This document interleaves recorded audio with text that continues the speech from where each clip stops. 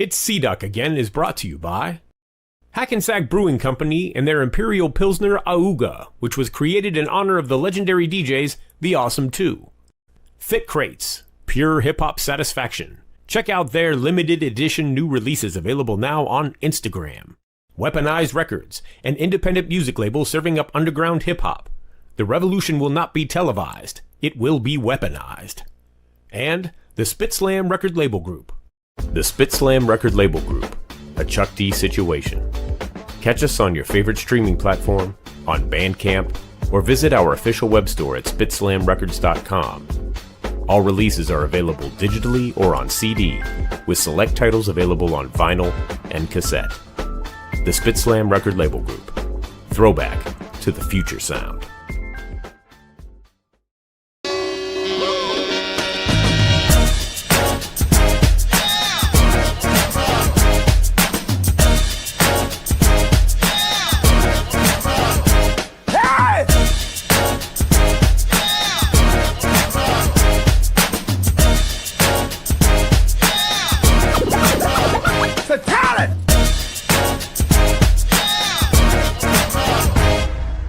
It's Sea-Doc again.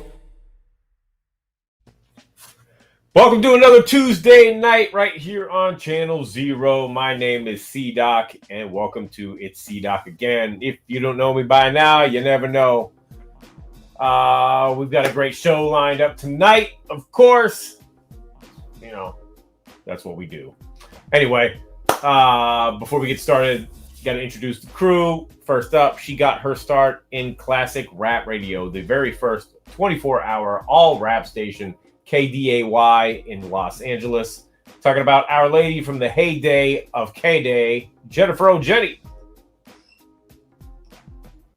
What's happening? JOJ, what's good? Hey, that was a hell of a look last night on Jimmy Kimmel. That was a hell of a look last night on Jimmy Kimmel. Yeah. Yep. A hell of a look on Jimmy Kimmel. Shout out to, our guy, Mr. Chuck, who held it down with the crew. Yeah. I didn't even have to watch it on television. It came up in my Instagram feed. Right. So, that's easy. Constantly. Yeah. But that was a real good look. Yes, it was. Great stuff.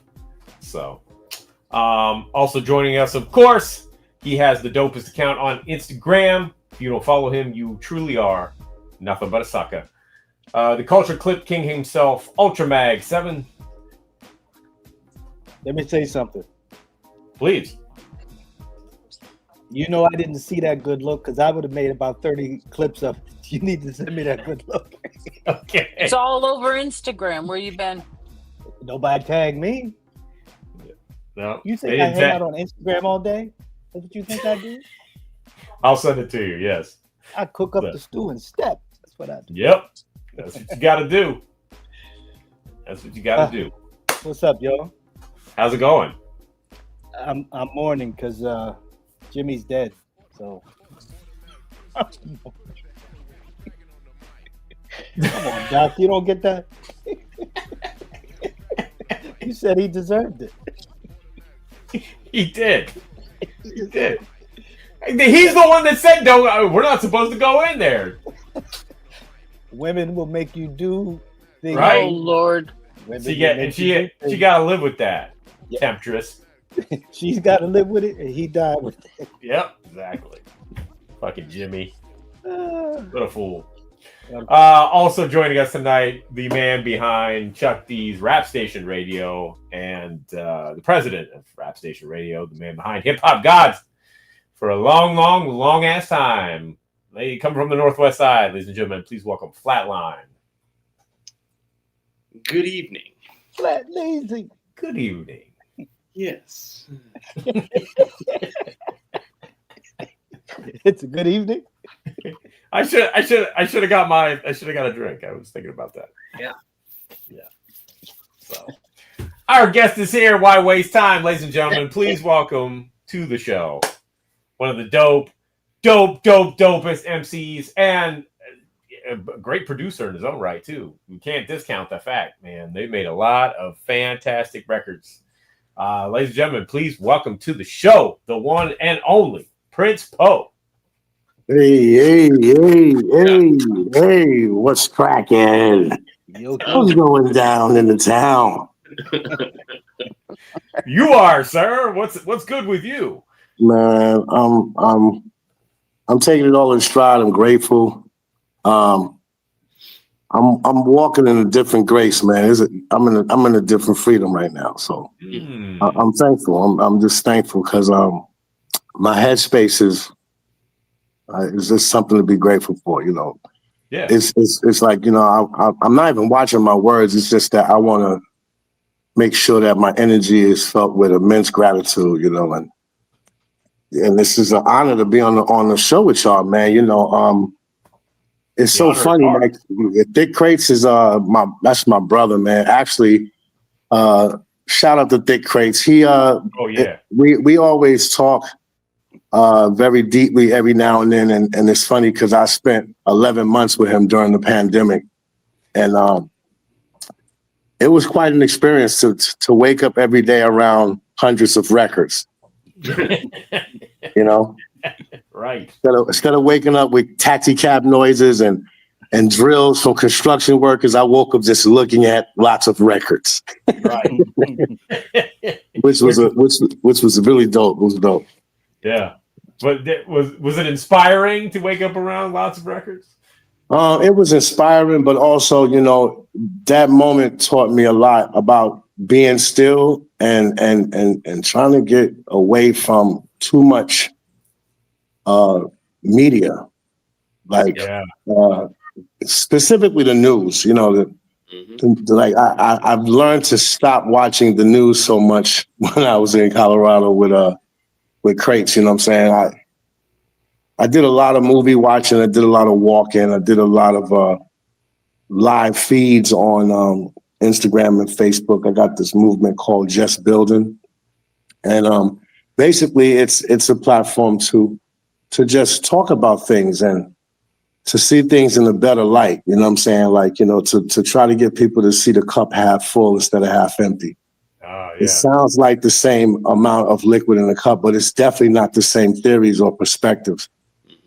So the logistics is different. So, you know, I started it actually doing it when I was, you know, in Colorado during the pandemic.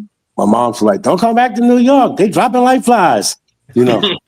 So, you know, it was bugged out. Like my mother telling me don't come back to New York. I was like, wait a minute, what's going on? She was like, I don't know what this thing is, but it ain't a good thing. Right. So, you know, that being in that place like that, I've been to Colorado before, but being in a place like that, it was just very life-changing, man. It was like, you know, I'm from New York, bro. I was going out on Saturday mornings. I'm like, it's 11:30 in the morning. Where the fuck is everybody at? There's no people on the street. No one's walking. You see like 3 cars come by every 9 minutes. I'm like, yo, man, this is the apocalypse. Something's going on. You know, and I did a lot of walking, and there's a like a geyser kind of pond in his area behind his building, and I did a lot of sitting there and just, you know, reflecting on life and talking with the JB. So, you know, it was good for me being in a Mile High City. It was definitely, I was out of my element, but I was in a new place with myself, you know. So it was a blessing. Yeah, and the pandemic was weird anyway. I mean, it was very weird. You know, I remember one time being in a supermarket. I was in Whole Foods, and it had people so on edge that this lady was in the line next to me. You know, we were doing the 6 feet thing, and it was just weird. I guess she grew impatient of her cashier and literally just jumped in my line like, I have to go. And I wanted to say, what the fuck? I'm just standing here like I ain't got nowhere to go either. And I caught myself and I didn't say nothing. I was just looking at like the nerve of people, man. I'm glad I'm not 20 no more, because I would have cussed the ass out without calling out her name. Like, I'm good at that. I got all sisters, so, you know. Right. If I argue with a woman, I'm gonna argue with her like argue. We gonna jump in and act up. But I'm not gonna use certain words to try to call you out your name. No, I'm gonna curse you out and call you all kinds of sandal head motherfuckers and all kinds of shit. I'm gonna go a different direction. I got sisters and I got a great mom and I got lots of women in my family. So I know how to stay away from those narratives and curse you out, like really call you all kinds of names. You know, you be called yak toes, all kinds of. Your face look like yak toe. I'm going in on you. I'm expressing my emotion of anger, so you know I'm going in. Right. You know, so you know. But I've been looking forward to this, man. You guys is just very professional, like you know, because we're in this era where. Believe me, man, this was a well thought out planned show. I hope people get inspired. I hope I make people laugh. I hope that I touch somebody in a different way because this new narrative is bugged out to me, man. I be staying out the way of. And it's cool to be a weirdo, but when you super weird, I can't mess with you. I do regular weirdo. I don't do super weirdo. Right. Yeah. You know. Yeah. So, you know, I'm just used to people being like, yo, you coming to my party? I'm like, when's your party? Tomorrow. No, I'll be like, no. I can tell you now, I don't feel like doing my hair. You know, I don't feel like seeing what I want to wear. No, I'm not coming. You should have told me about it some other time ago. Like everything is so spontaneous combustion with people, especially because of text messaging and posting, you know, even with the posting, I'll be like, what's up with you? Man, you ain't coming to my party. What party? I posted it. I was like, you still think that you're in control of your algorithms? You're a fool. You're a 2'7" fool. You haven't been grown into real logistics. You're a short fool. You don't control no algorithms, bro. I didn't see your post. Yep. Yeah. And I be telling him, like, you got 5,000 friends. You ain't got one post that got 1,000 likes. Hello? Right? You don't control it. You don't. Not at all. Yeah, so, you know, it's just funny, man. Like, you guys planned this was well thought out. And I just want to tell y'all I appreciate it just to, you know, share. Just in a good space, man. Shout out to Pharoah Monch. Finished the song called Top Secret Information. His album is dope. He got some dope features on it. I ain't gonna spoil it, but you know, just proud of my brother and I'm just working, man. Just you know, I'm a chef in the daytime. I got like 7 features to do. So that's great. Shooting one of the videos in Miami, and you know, just trying to stay productive, man, and to stay out the way, man, because this new narrative is definitely super weirdo. Well, we kind of need that grounding. I mean, like, you know, the hip hop that we came up on, that we still appreciate, that we still try to do and promote. That was grounding for us, and we still need it. You know, we still need it. I was looking at y'all introduction. I said, man, y'all brought back. So I know what's going to happen tomorrow. I already know it. Like, I'll be in the kitchen and I'll be like, why am I singing that? Like, you know, it just comes to my head. I know tomorrow Chill Rob G is going to definitely be. So what? Just tell you about it. I know tomorrow people going to be like, what is he saying? What is he singing? Like, I know Chill Rob G is going to be in my head tomorrow. Just because I just saw the name pop up in your introduction, I'm like, uh-oh, I know what this is going to. Yep. That's a beautiful thing about our era, too. Like, you know, it was so much great music that your mind just taps into it. Like, it just, at any given moment, you could be walking down the street or in your car, and you just be like, Benita Applebum, trying to put me on. You're like, why am I singing that right now? Like, where did that come from? Yep. Yeah. Hardwired. Yeah. Totally hardwired. Every day I wake up with a song in my head, and I immediately have to, as soon as I'm going to make breakfast for the kids, I'm like, all right, what was the song that I woke up with? And I'm playing it now. Because otherwise it'll be in my head all damn day. If I don't, I call it exercising the demons. So if I don't get that out right away, it's like, it's going to be stuck there. So other day I was like, fucked around and scored a triple double. I was like, huh? Today was a good day. So it just happens, man. That's what you call a culture. That's what you call a movement, man. I'm actually grateful to be a part of it, and I'll be telling people that if every puzzle was the same size and the same shape, it wouldn't fit together. So that's what makes hip hop so dope. That's why I'll be looking at people with their top 5 lists. I'm like, more foolish, more monkey. That's what I call it. Because this is a culture that you can't have a top 5. Right. When you wake up feeling strong and aware and observant, and not so much militant, but just paying attention and understanding your surroundings and what's going on, you're gonna sing a Public Enemy song. You're gonna be, and Chuck has a very distinctive voice. So,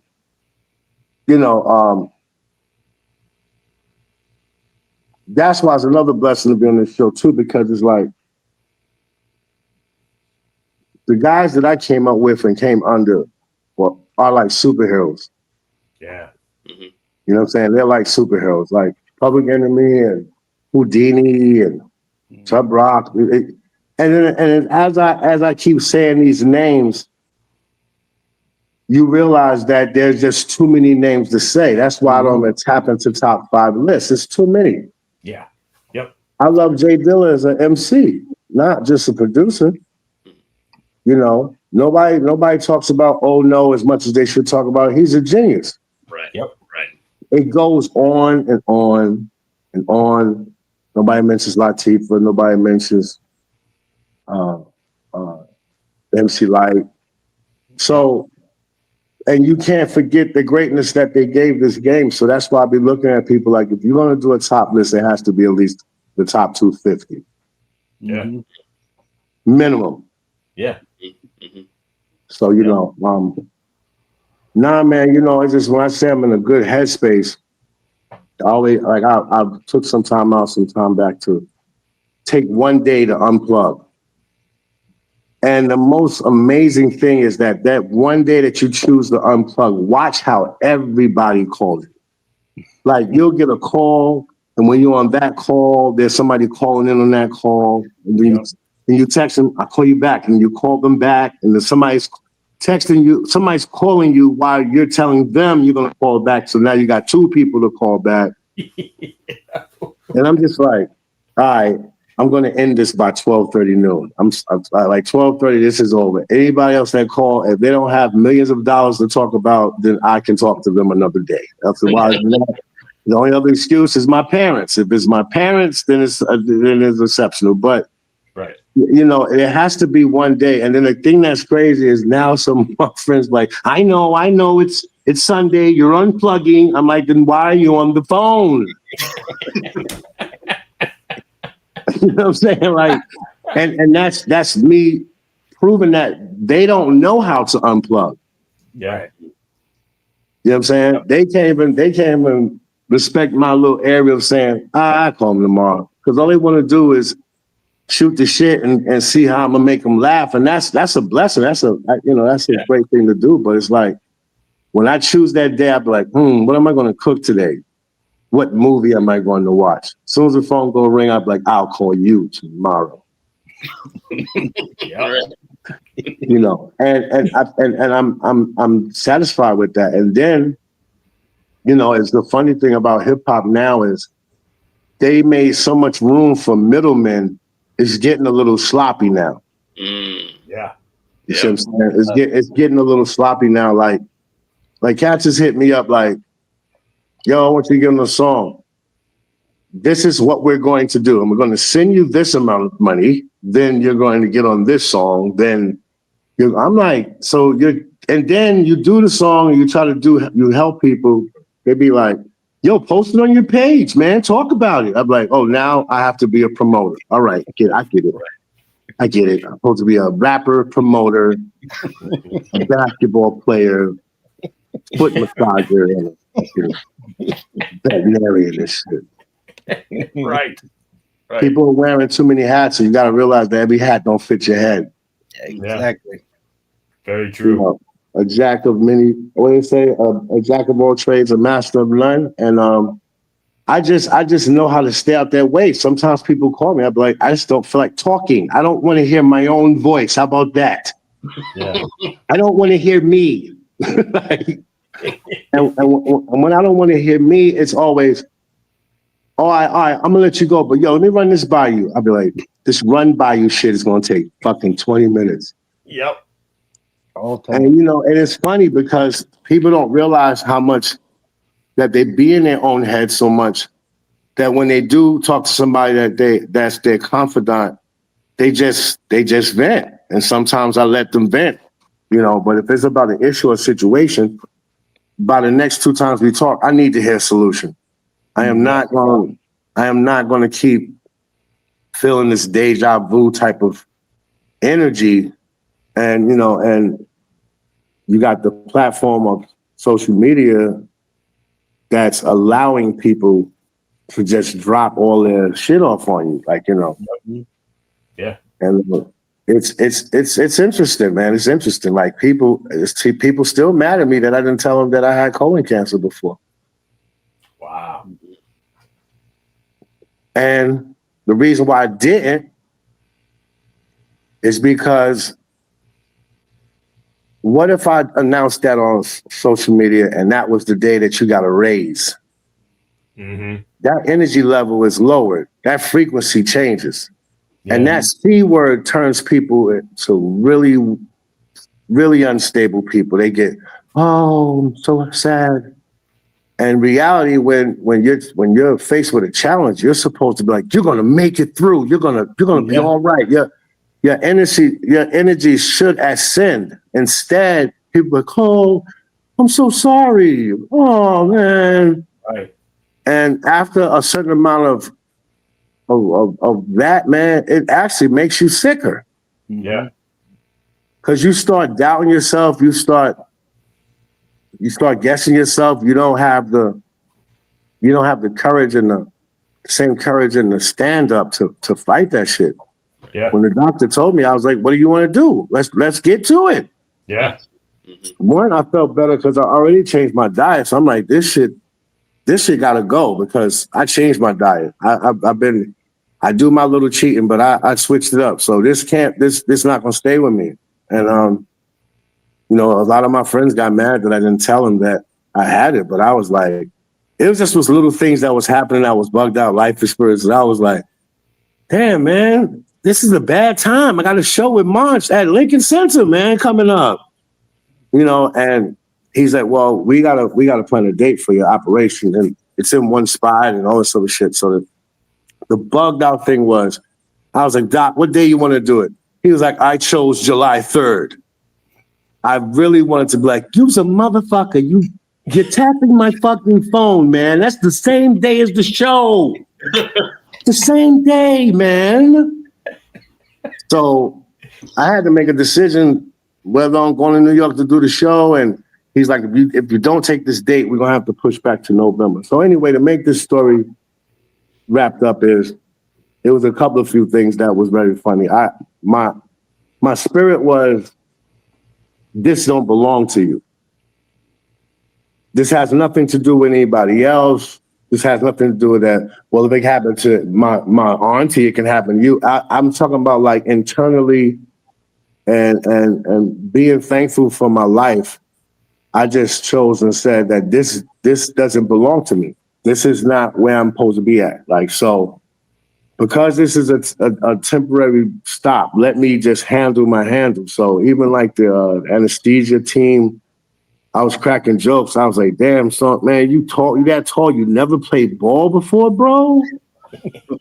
Yo, you don't even know what could have happened with your career. You in the hospital. You supposed to have been a basketball anesthesiologist, bro. Like, and he was just like, yo, you in a good spirit. Then he was like, yo, we're gonna put fentanyl in your knockout medicine because it'll help us monitor your heart. And I answered and said, damn, man, y'all gonna have me out on the street looking for fentanyl when this shit is over? This shit ain't no addictive shit, is it? Don't be having me out here in the street like, yo, man, who got that F, yo? Who got that F, B?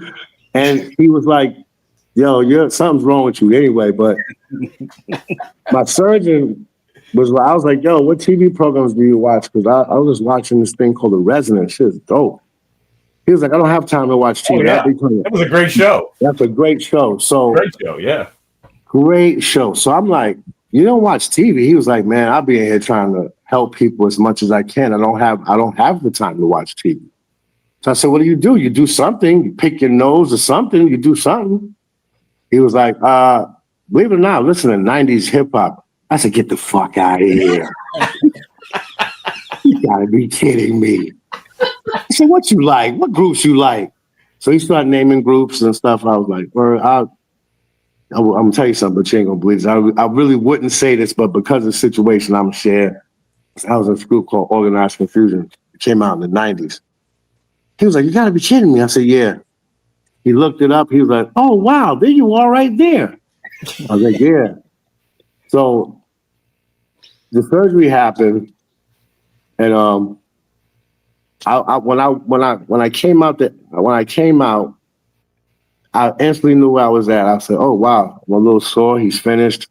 It's dark outside. Damn, I know Monch killed the show. Fuck, man. I just jumped straight into that mode. And he came in the room like maybe 3 hours later in my room, and he was like, how you feel? I said, I feel all right. He said, I need you to eventually use the bathroom. I said, bro, you too late. That shit took me an hour to get to the bathroom and back, bro. That shit's right there.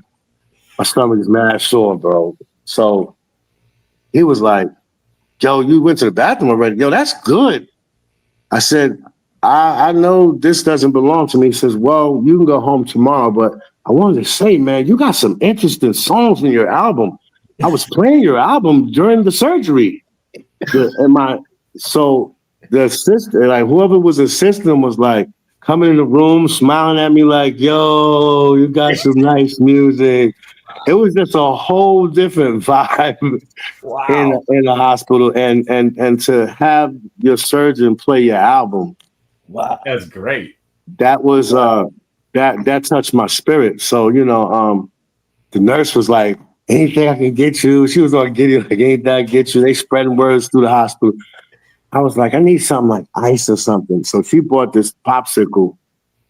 And I knew I shouldn't have ate that shit because that shit had high fructose corn syrup all in that shit. I know it did because I was like, oh man, let me get one more. Yo, by the time the night was over, I had like about 17 of them shits, man. So that's that whole energy. I wanted to be inspiring the people of, if a challenge comes to you, there's a small space, right? And you're either going to allow faith to fill that space or you're going to allow worry to fill that space. But that space cannot be occupied by faith and worry. It can't. Yeah.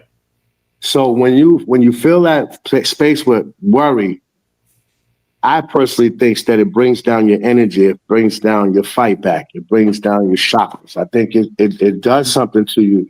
And then you start roaming around in your head. Am I going to be all right? Man, I hope I don't die.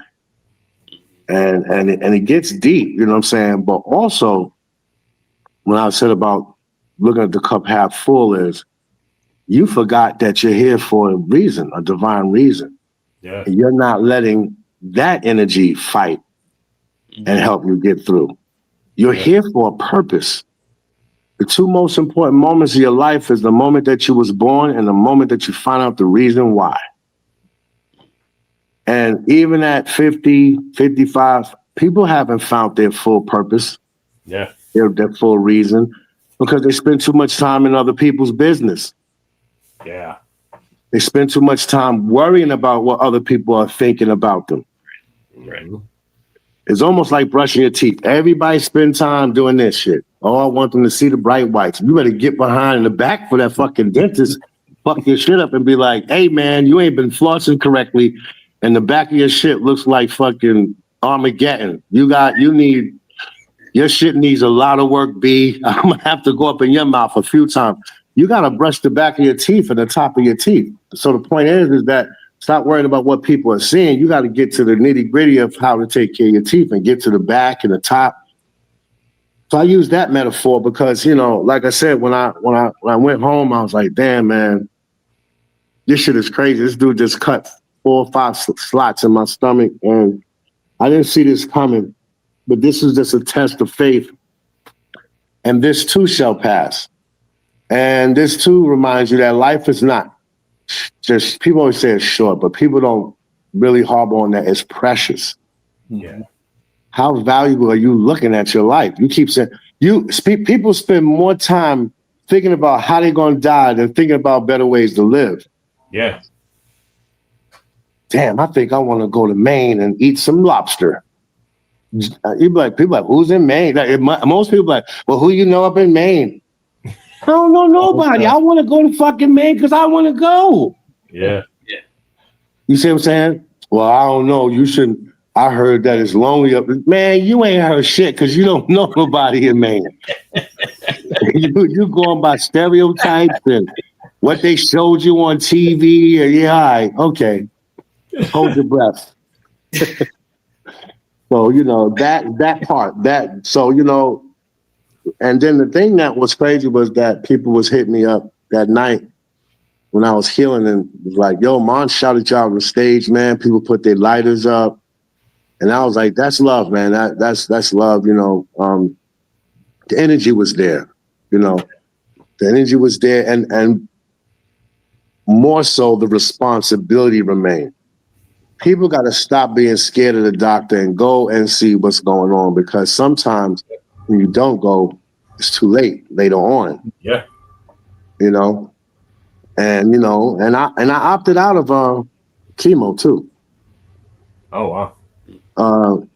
That, you know, it's funny that hospitals act so strange when you be like, nope, I'm good. They be like, what? You know you need this. I'm like, that shit killed more people than cancer. Yep. And the thing is that I found out through a doctor source that chemotherapy, the percentile of it keeping cancer away from me is only 15%. Wow. That's not good, bro. That's not good, sis. That's not good, people. Like 15%. So what's the sense of going through all that if the percentile is 15? Why don't you stop eating McDonald's? And one thing I wanted to say on here is, how do Burger King got grill lines on their burger, but they ain't got a grill?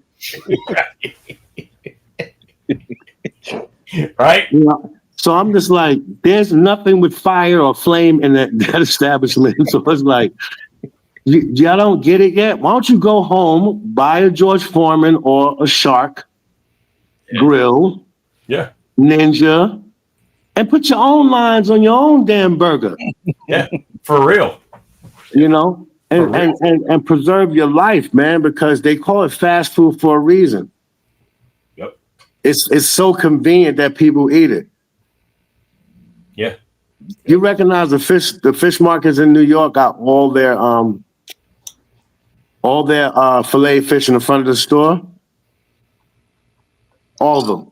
Because they know fools is going to double park, run in, rush to get their fish, and run out.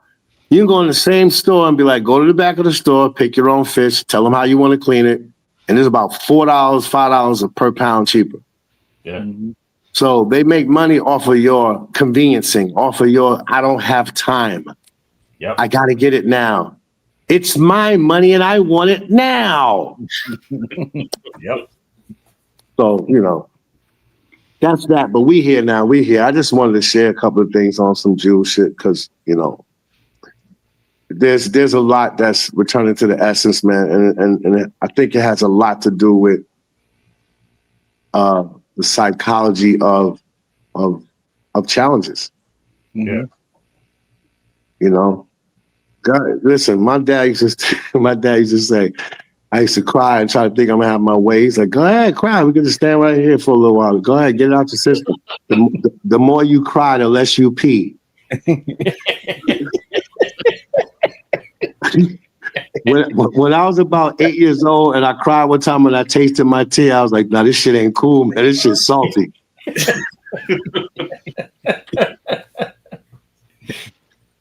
So you learn from we grew up on the sarcasm and you learn, but I was like, damn, this tear tastes like it could be piss. Yeah. It's very salty. Yep.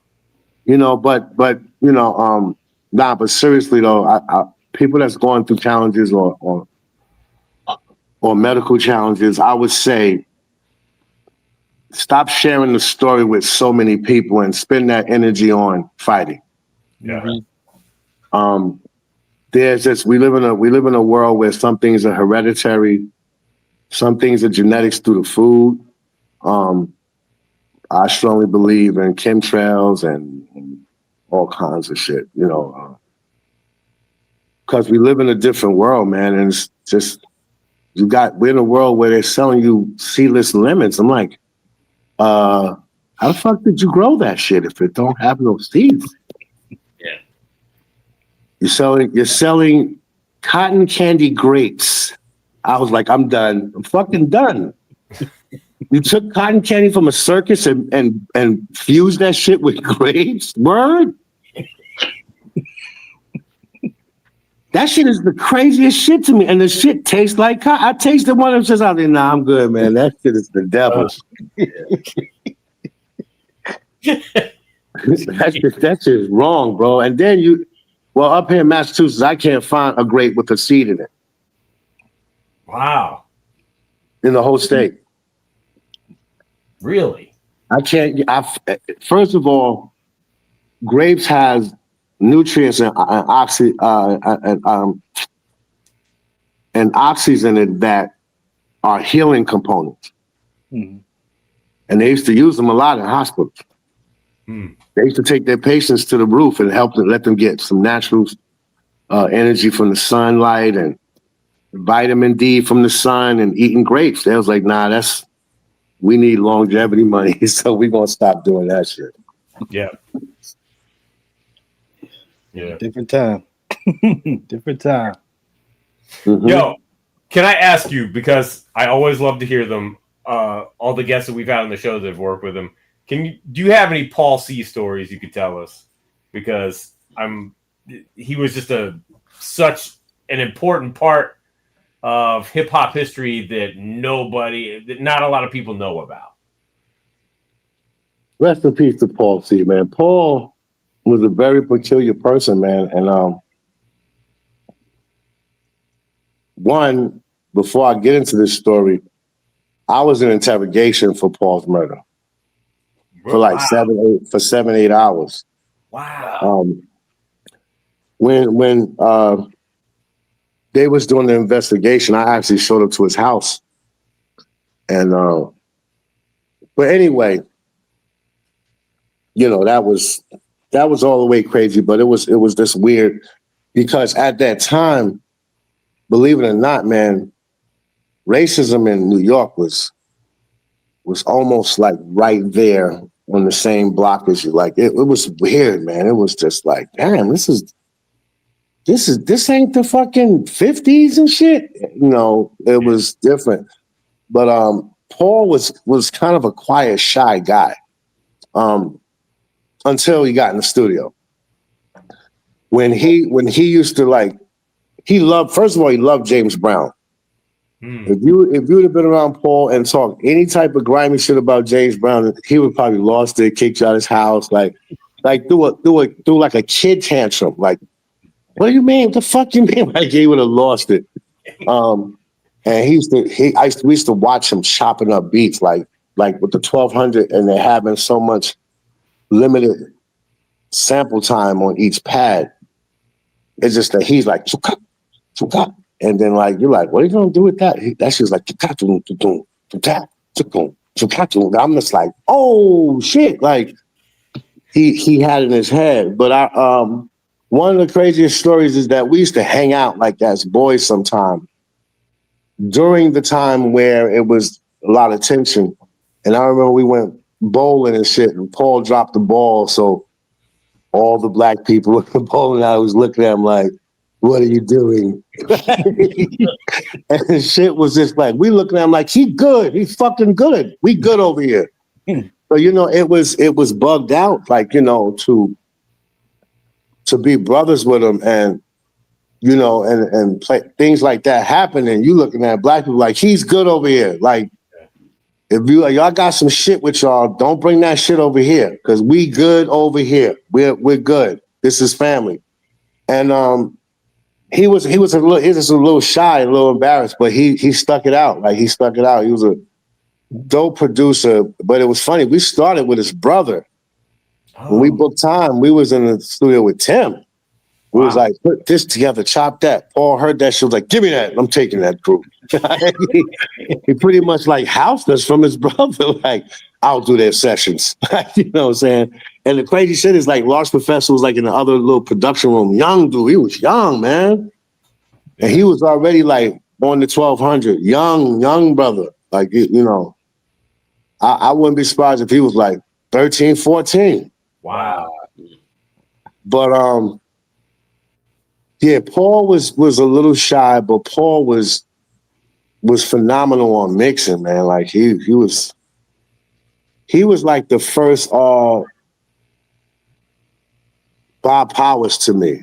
Mm-hmm. And he had a very peculiar attitude. Paul was slick too. Paul had like a illegal car and a legal car. And they had two Cressiders. He had two Toyota Cressiders. One was legal, one was illegal. When we was in the illegal, he used to duck and put his head down and shit. We used to be driving and shit. I used to be like, yo, man, you on some real hood shit. Like, like you sticking your head in your neck like they can't see you. People do that shit now when they be driving. It's funny is I'll be thinking about that shit because people do that shit now when they be driving. I'm like, yo, you're digging up your nose, and because you're ducking your head in your neck doesn't mean nobody can't see you scratching your fucking brain, nigga. We see you. You're digging up your nose. That's what you're doing. People be like, I'll be like, yo, this doesn't make you invisible. This move right here, it don't make you invisible. So, I miss that dude, man, because I can't even imagine what would have happened if he would have still been alive. You know what I'm saying? I can't even fathom which way this shit would have went because, he was doing some dope shit. He worked with Ultra. He worked with Bismarck. He's worked with a lot of people, man. And, his situation was very unfortunate. And I was too hurt to be feeling disrespected of the interrogation. Like I was like they switched shifts, like a new set of cops came in. I was like, you're asking me the same thing your fucking buddy asked me about an hour ago. I was just so emotionally caught up that I wasn't even paying attention. I was actually in interrogation until I was sitting there. I'm like, I'm hungry. Y'all got to get me something to eat. This is going on. I keep telling you that was my friend. You know what I'm saying? And it's unfortunate that I came to the house and y'all are dealing with that situation right at the time I came. So, Yeah. Yeah, man, that tragedy, it never goes away. Some days you handle it better than other days. Yeah. Yep. Wow.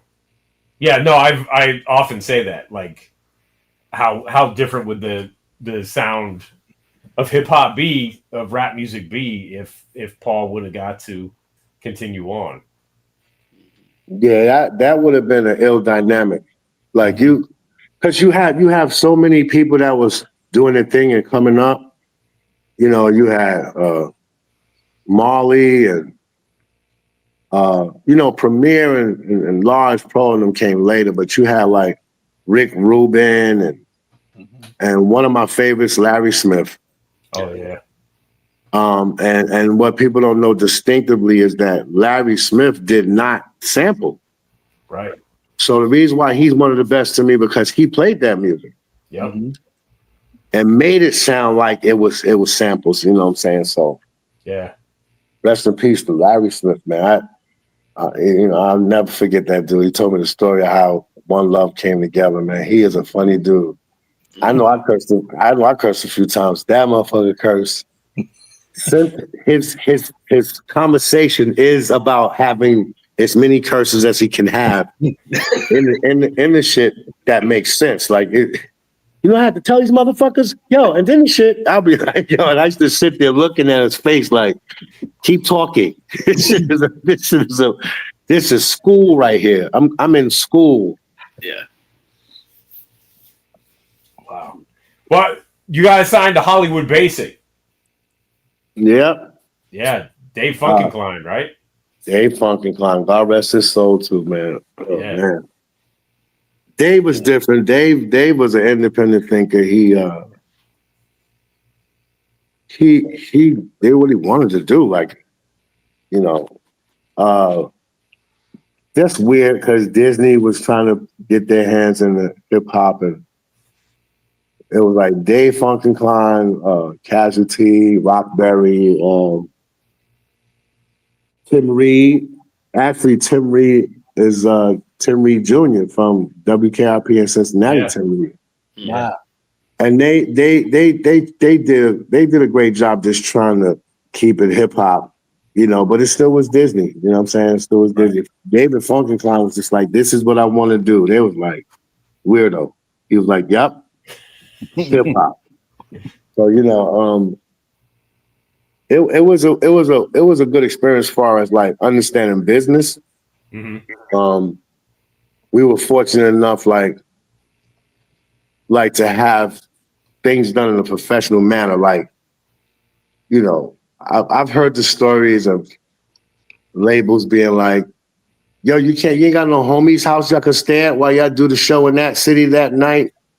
We didn't have no shit like that. Disney sent us it was like the Disney company. And we opened it up, it got car rental information, where you stayed at the hotel. It was this very, professional. So when we did do tours and promoters was like, yo, man, we sold tickets, but we don't have all the money. We were like, we're not coming. That's just plain and simple as that. No money, no honey. Because the place was packed. You don't have the money? All right, cool. You know, it showed us that things should be set up in the right way. It should be professional. Because at the end of the day, if the numbers is crunched right, everybody makes money. Yeah. The promoter, you know, the group, you know, the bar, you know, all that stuff. So Disney definitely showed us an opportunity to like come into business and be professional as far as accommodations, as far as planning and strategizing. But they didn't know how to sell records. So, you know, it was just that type of thing. And then that question came, it was like, what if we did a kid song and put Mickey Mouse in that shit? They was like,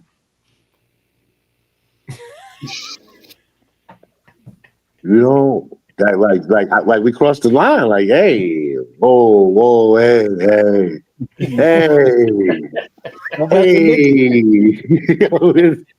you don't fuck with the real money, like, right? You know what I'm saying? Y'all do that little hippity hoppity shit over there, and this be. Why don't y'all go down to the Disney store? Pick anything you want. They did one of them shits.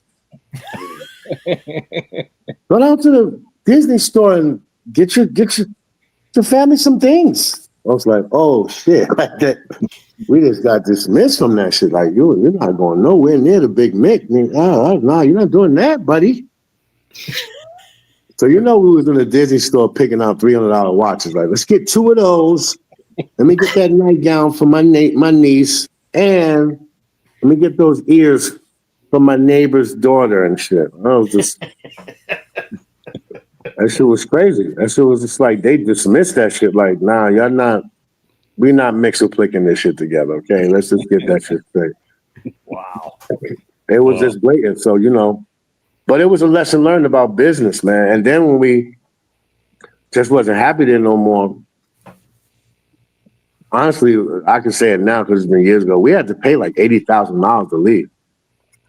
Wow. Damn. And and when I was young, I couldn't understand, like, how the fuck do we have to give Disney, Walt Disney, $80,000? That shit is shoehorn money for them.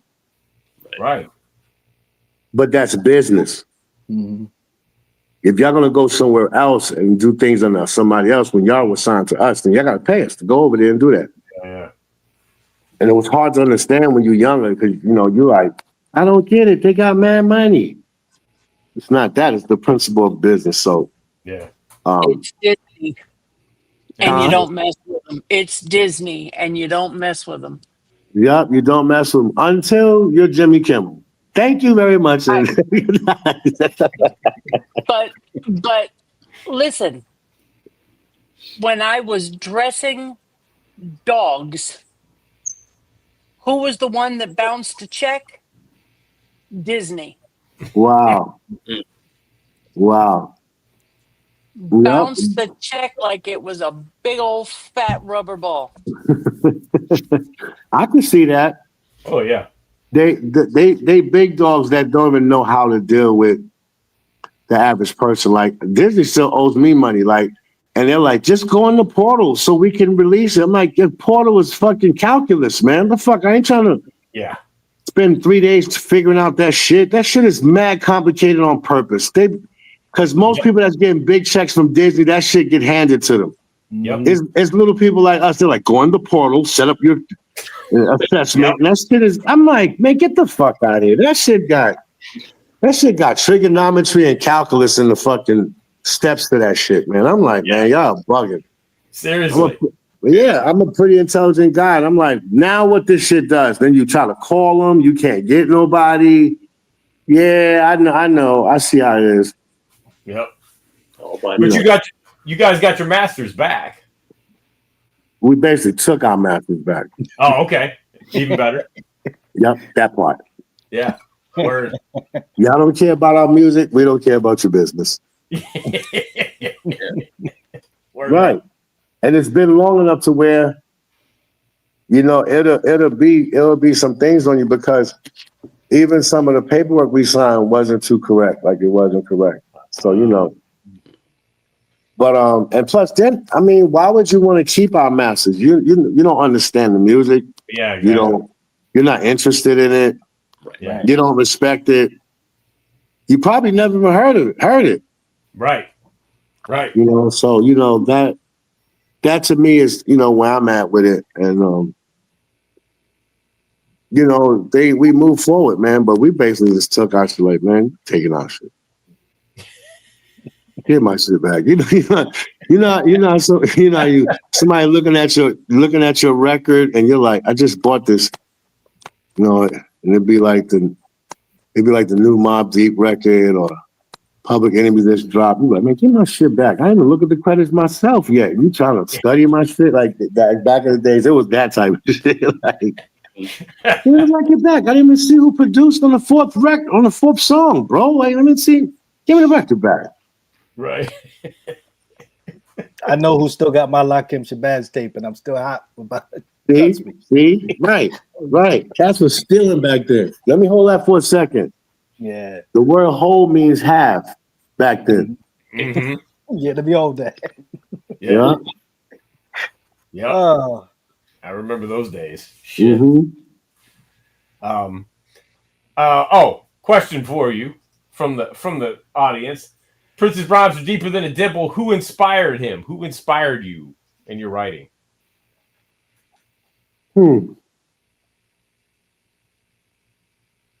Miles Davis, Jalil, Houdini, Kumo D, and then it trickles down to like Bismarck and Kane and Eric B. I mean Rakim, because people always mention them first because that was but my shit came before that. You know what I mean? Like,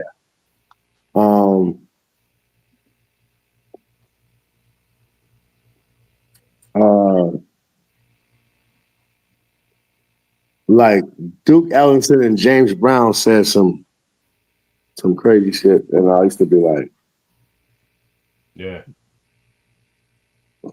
Especially like when James Brown said, I could dig rapping, but I don't do no dance feeling. And you knew dance wheeling was like a slang for shucking and jiving and bullshit back in the days, Yeah. you know. And a lot of people don't know the term rapping was like, let's kick it, Right. let's build. You know, it was hip hop and MCing was the original forms of that particular sector of hip hop. You know, first of all, the DJ come first. Without no DJ, there's nothing. The DJ's first, that's it. You can't argue with that shit. Because the MC came about because his job was to make the DJ sound better. Yep. You see what I'm saying? So, and what people don't know is that the reason why some of this shit going on right now is a circus, not because the young people are getting a lot of money. It's because can we play that record 25 years from now? Yeah. Can we stay inspired through time, through that record? And I want people to know, like, when older hip hop heads say this shit is trash now, you gotta understand where that came from. That came from executive office of the record industry. Because at a certain point it was Public Enemy, it was Ice Cube, it was Kane, of course, Kane and Rakim, it was Bismarck, it was Latifah, it was so much positive music. Jungle Brothers. Jungle Brothers, right. And the list goes on and on to all my peers, the list goes on and on. But it was showing pure unification. Yeah. You know what I'm saying? It didn't matter what ethnicity you was. You had to be barred up. You had to have lyrics. Because Pete Nice is loved by people. Yeah. Yes. You see what I'm saying? Yeah.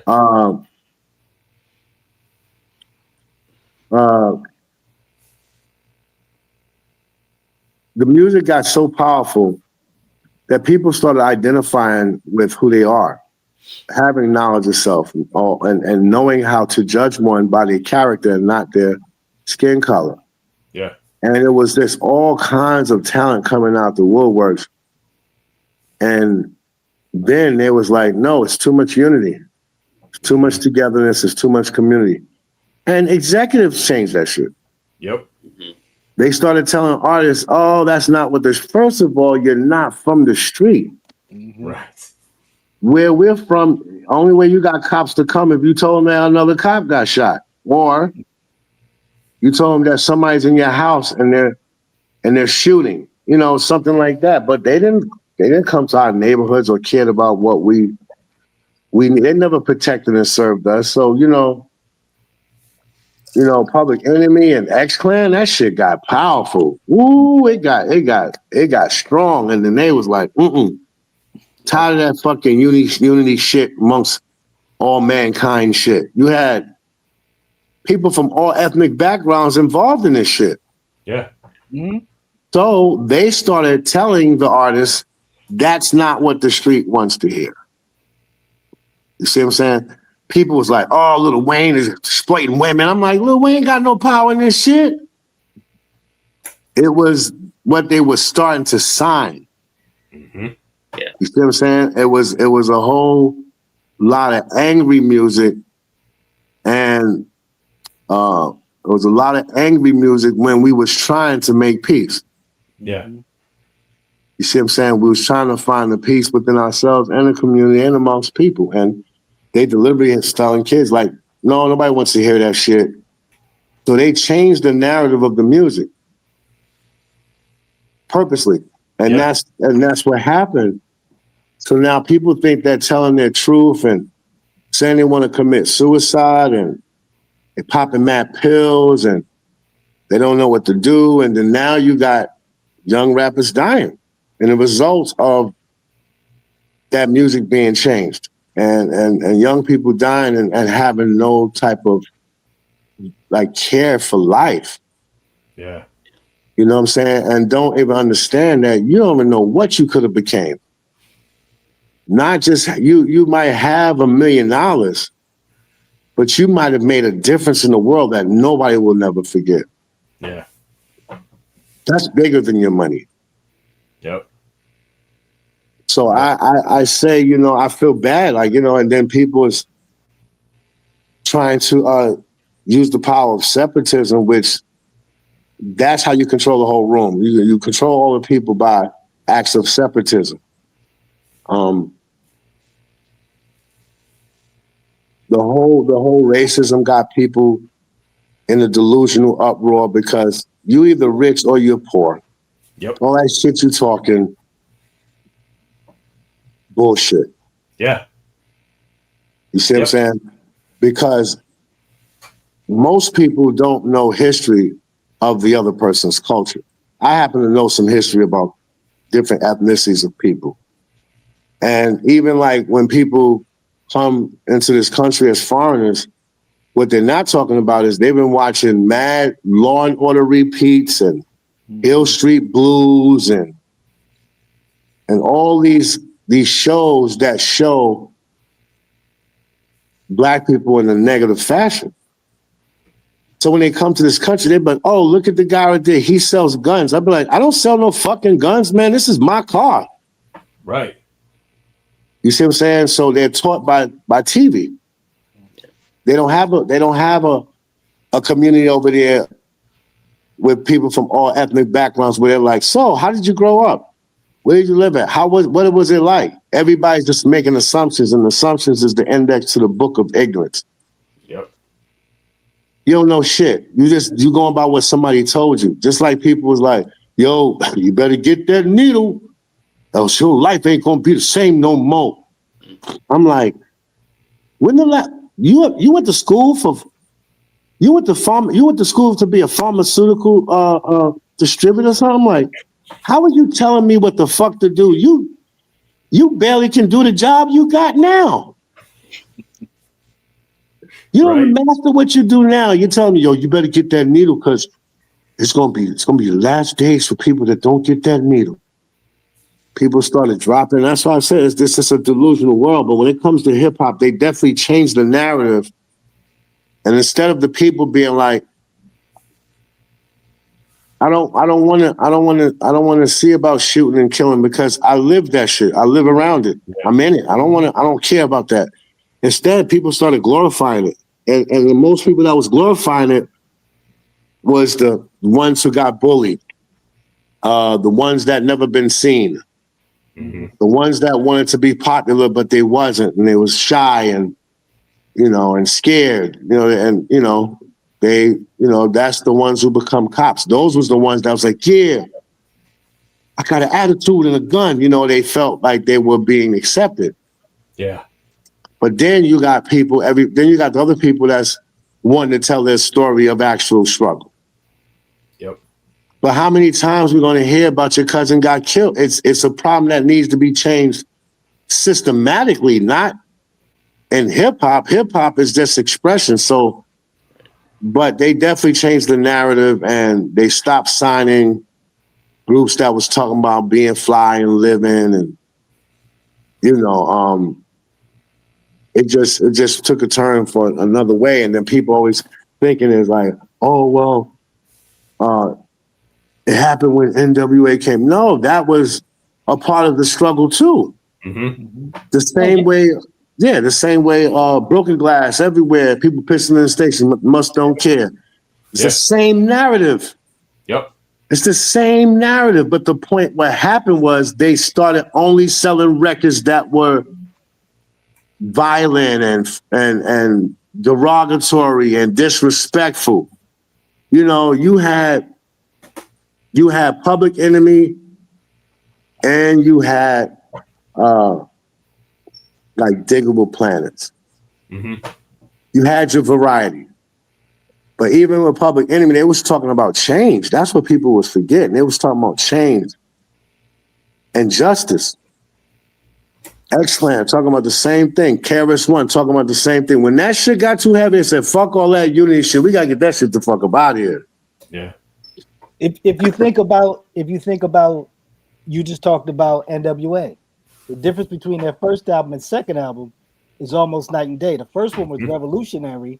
What they were saying, the second one I don't really listen to that much because I'm too old. I can't listen to all that. Right. Like, the first one, we like F the Police, you know. So, Right. yeah. And that's what happened was the music got more aggressive, but it was aggressive towards ourselves, like towards each other. And that's where the promotional dollars went to, those type of records. Yep. But then you got people delusional in the world that's like, man, Lil Wayne is disrespectful to women. He don't like women. And blah, blah, blah. Well, let me explain something to you. If you want to see disrespectful shit towards women, all you got to do is go to country western flicks. Yeah. So that shit came way before hip hop. Mm-hmm. She's like, don't go, honey. Don't go, please. I don't want you to get killed. He's like, mind your business, bitch. Right? He didn't even kiss her.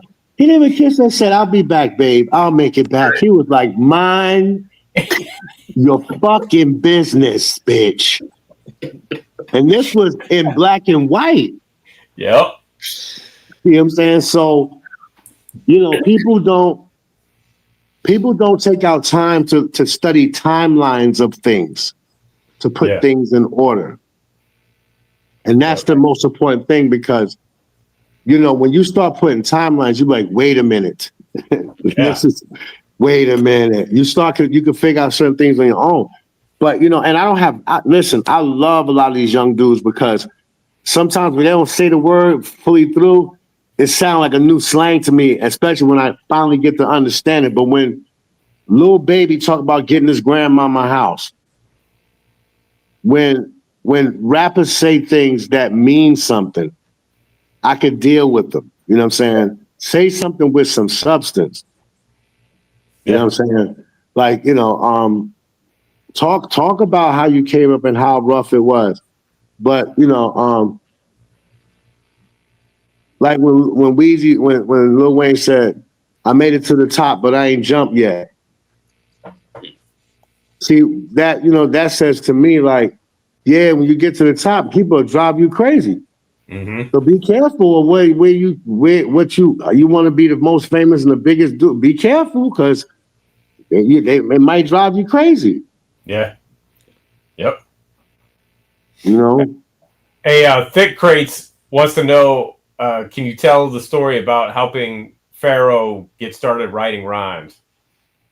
Oh, wow. That's funny. That shit is funny.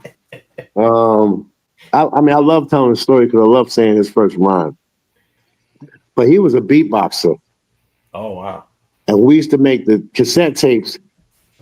You know, he'll beatbox, not coming out rhyme. And then, like, we'll pause and then we'll do it again. We was like, yo, we're not filling the side of the tape, but we can't even fill the side of the table. This is not working. It's a lot of rhymes you need. It's a lot of beatboxing. You know, and I was just like, man, we gotta do something different. Mom's was like, yo, I could write a rhyme. I was like, you should write a rhyme. That's what you need to do. You need to write a rhyme. So, you know, different rhymes I shared with him. He's like, that's dope. Yo. And still was beatboxing, but then when he wrote, I just was like, wait a minute. Maybe you should have never been a beatboxer. You should just jumped into MCing, who happens to know how to beatbox. Because that shit was crazy. The way his mind thinks is this different. He's different. Yeah. And if this is not his first rhyme, it definitely is his second rhyme. And I think it was like, wake up to the mathematics of an erratic rap, rejuvenated a rhyme that sort of come automatic, poetical, medical medicine for the cerebellum. I was like, oh shit, shit, yeah, man. And I was like, you know, and then we went to art school. We used to draw. We used to like Black Sabbath and Led Zeppelin and fucking Depeche Mode and so we was already like weirdo ghetto dudes, you know what I'm saying? We come back in the hood, we got shorts with Elroy on them. Niggas like, how the fuck you get shorts with Elroy on them shit? Cause we down in the village buying different shit. I mean, we wasn't on no golf shit with fucking makeup around our eyes or shit like that, but I'm just saying that, We was dead smack in South Jamaica, Queens. Same place. 50 Cent from, Onyx, Lost Boys. Same neighborhood. A little bit south of where Large Professor and Nas and Royal Flush and Mike Geronimo. All those guys were like maybe 10-minute ride from us. And just those neighborhoods, man, like Large Pro. We always been cool with Large Pro for years, since 1212. But, Monch just always thought out the box. So, and the funny thing is, I gotta say this, his beatbox name was Mailbox.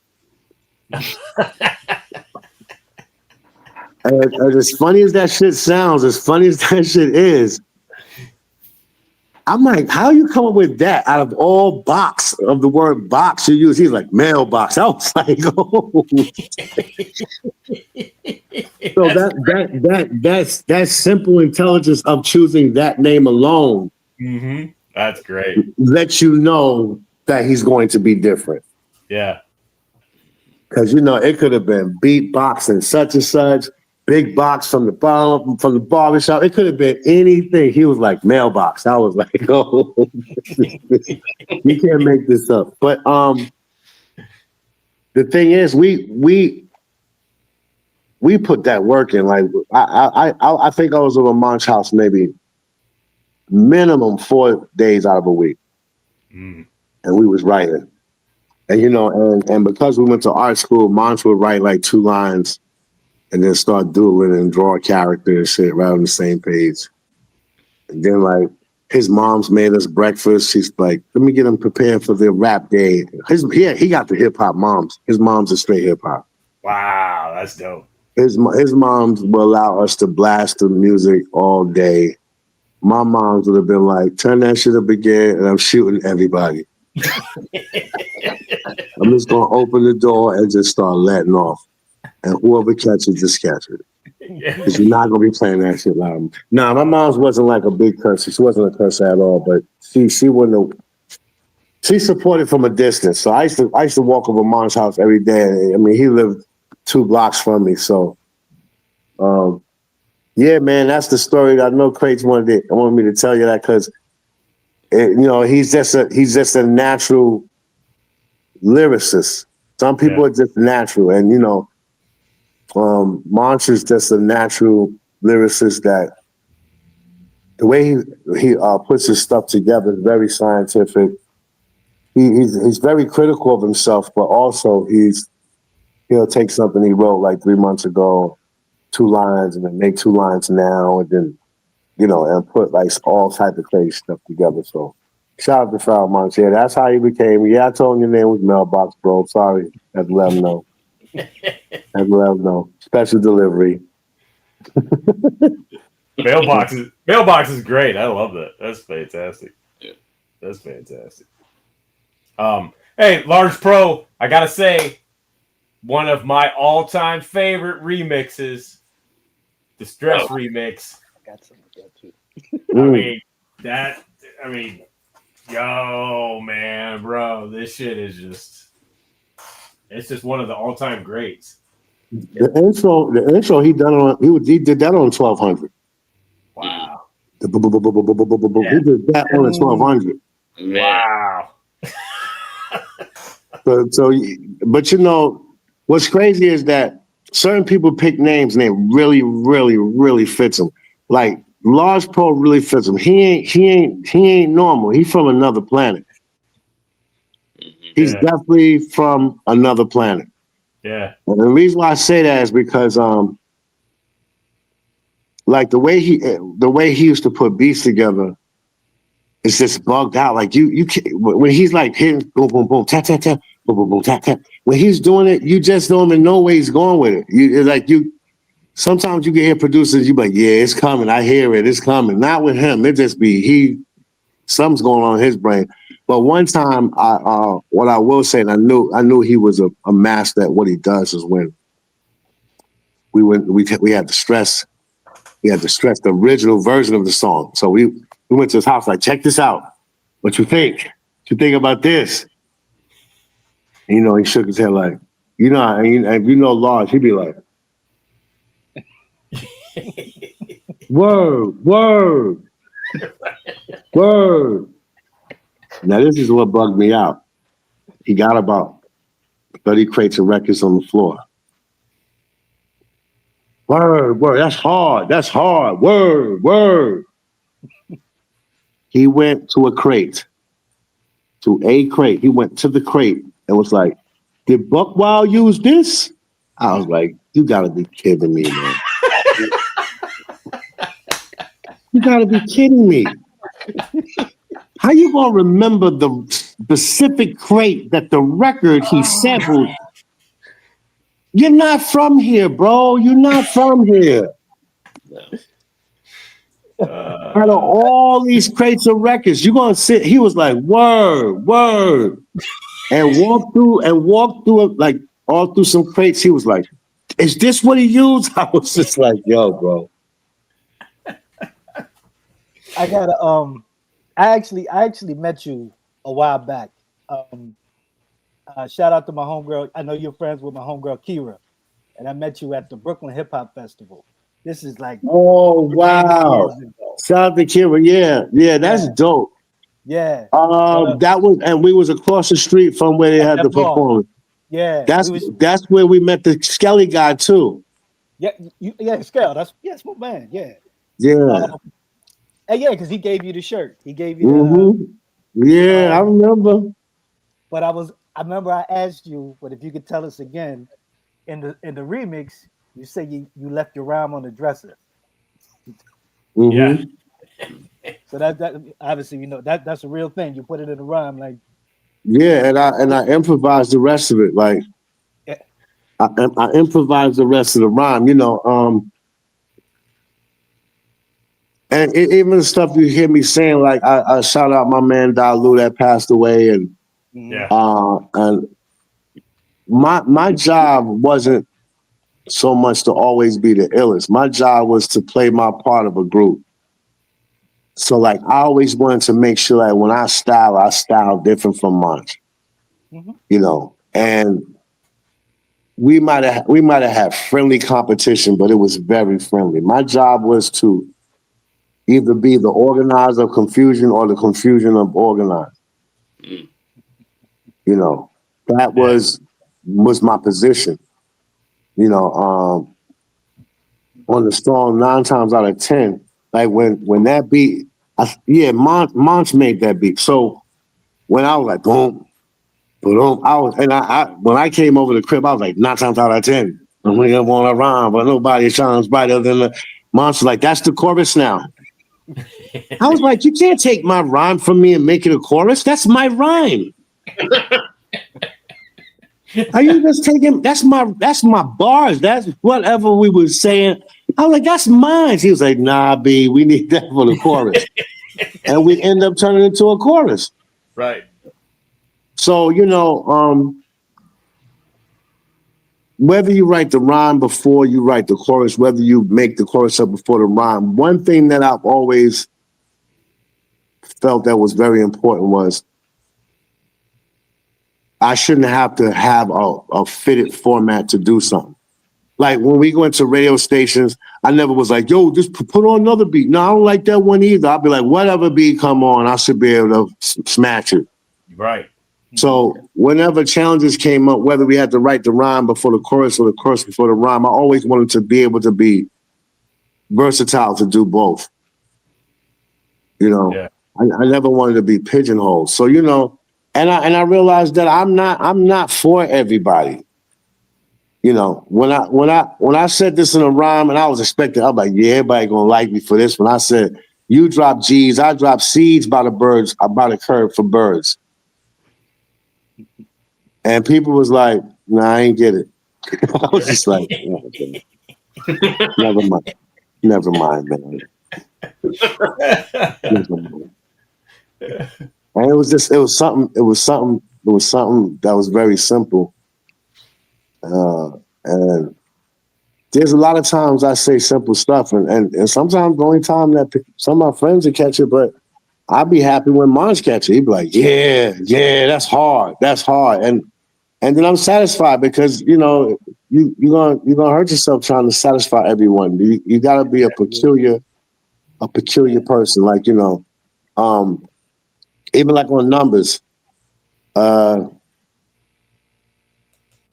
Check it out. We're like 3 LPs precise from my 5 deadly venoms with international plugs like 9 organized emblems. Get it? I know people's like, what? I'm like, don't you see the plugs in the man's head on our never mind. 20,000 leagues extra deep running with the number 13 with my 40 belows upon the feet. Monch was number 13. I was number 8. Right. See, y'all know that. But a lot of cats was like, y'all all right, man. Y'all don't know. Y'all be on some other shit, Y'all mad scientific and shit. I'll be like, no, we're actually not.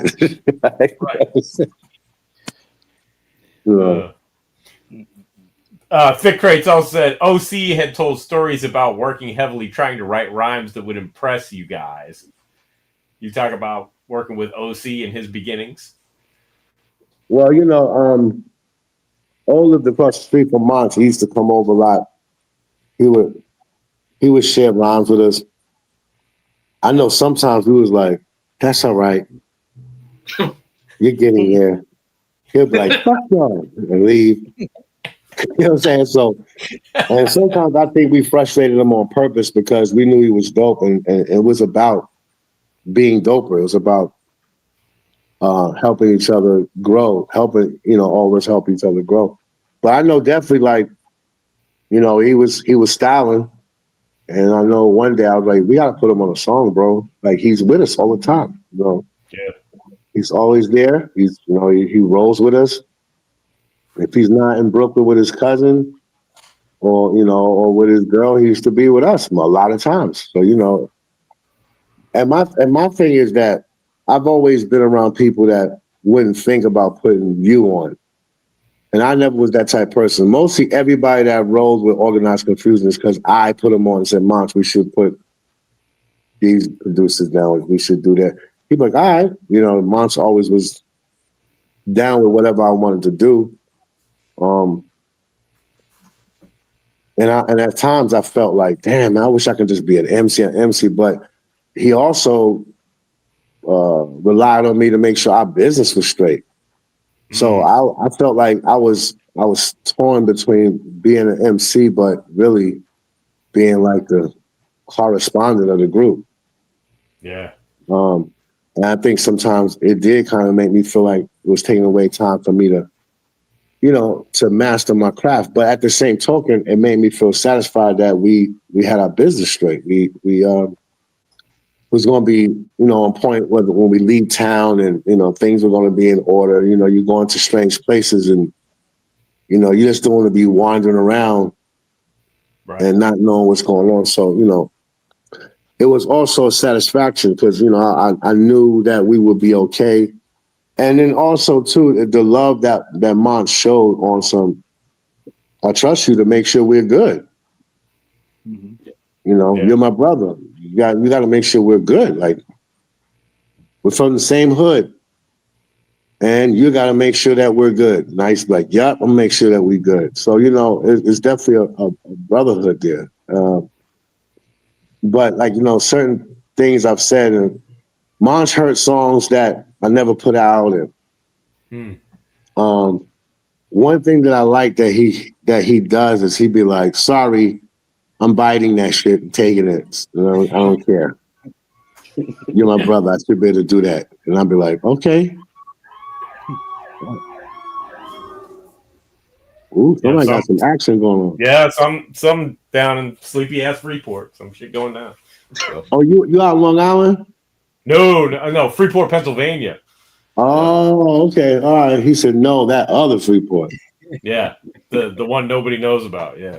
So, yeah. Somebody knows about it with that siren going by. Yeah, somebody knows they're up to no good. Yeah. Joey Joe says, I always wonder why a Medicine Men EP or album never came out. We did Medicine Men material. I did Well, actually, we do got a Medicine Man song that was on the Soul in the Hole soundtrack, called The Medicine Men, that we done with a group that we had called the Il Ralos. They was dope, you know. They was very dope. They you know, just decided to be grown men and do other stuff, but they're on the record of the Soul in the Hole soundtrack on the Medicine Men. So we've done that. I got a couple of them guys on singles that I put out through, like, excuse me, Hydra Entertainment. You gotta look for it. I know people be posting sometimes, but I did a couple of singles and produced them, and I had a couple of the cats on there. You know, they was spitting bars. It's out there. You just gotta look for it. A lot of times when people say the word underground, is because, you know, a lot of records came out and people had limited amount of money to promote records, and so, but we still was being creative. Oh boy. That's what happens when you multitask. You be like, I can cook, I can run. Body be like, yeah, all right. You got this amount of time to do that shit. Nah, but yeah. To the brother that's asking that question, you can find some things out there that we done. We just never really did an actual EP because we didn't know what home it would come through. Like we also, like, you know, we didn't know if it would be the labels was changing. You know, once they changed the demographics of the music, it became harder for artists like us to say, well, let's go through this label, let's go through that label.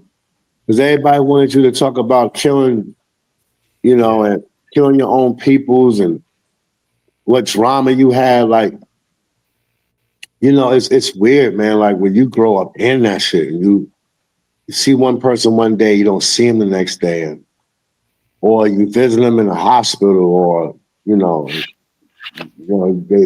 got cats that's hustling and driving big cars next to the person who's struggling and eating government cheese. Like, you know, it's a lot of catch-22s in the ghetto. And when somebody's making you put it on record, sometimes you feel like, damn, man, that's just not really funny or entertaining. Right. We lost a lot of friends and families in this struggle. And the crazy shit is that a lot of people don't understand, you know, how it came about. If you put 2 pit bulls, 2 Rottweilers, 3 Japanese Akitas, an Afghan in a yard, and you don't feed them for a day, watch what happens when you go back 2 days later and throw 2 steaks in that yard. Mm-hmm. So I call it restriction and constriction. You know, being a little bit more controversial now, like the guy Kurt was talking about, oh, look at the crime in Chicago and they're killing each other and they have all the same equality. I said, no, they don't. I said, anytime an executive can tell you specifically how many fucking black people and how many Hispanic people work for his company, it's a problem. You got 700 people that work for your company. You're like, I got 17 black people and 23 Hispanic people working for my company. I'm like, really? You can count specifically? And you got 600 motherfuckers working for you? So when people's like, first of all, let's get this straight. Nobody deserves to just be murdered, period. That's because that's his fucking opinion. The dude, Kurt, should have his own opinion. He has a right to his own opinion. Ain't that supposed to be one of the amendments to have freedom of speech? But I don't have to fucking listen to you. Yep. I don't want you to get killed. I just don't have to listen to you. I have the power of not listening to you. Yep. If I did this interview with you and y'all be like, Prince Paul, we couldn't get one person to chime in to listen to your fucking ass. I ain't saying nothing. The power's in the listener.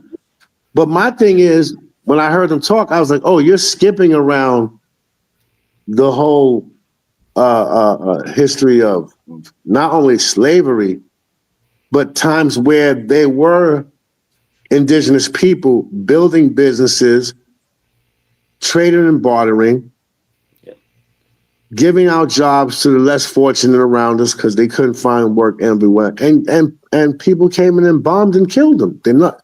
You skipped around that, Mr. Kirk. You skipped around the fact that people got killed because of what they looked like. Yep. So I don't have to be mad at you. You're talking about America's great. I'm like, let's talk about the shit America did, though. Like you can't. Okay, we have some great points, but then you got to talk about. It got to be some accountability here. Yeah. It got to be some accountability here. That because, not only just Oklahoma bombers, but there was like 32 more other incidents where they came in and just fuck shit up and stopped, indigenous people from growing, independent wealth. Yep.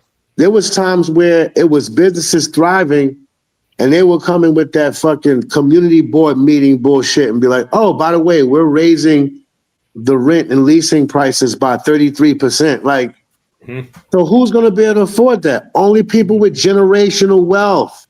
Yep. You can't be like, my grandmama passed away and left me 100,000. You ain't gonna make it, bro. You ain't gonna make it. Yep.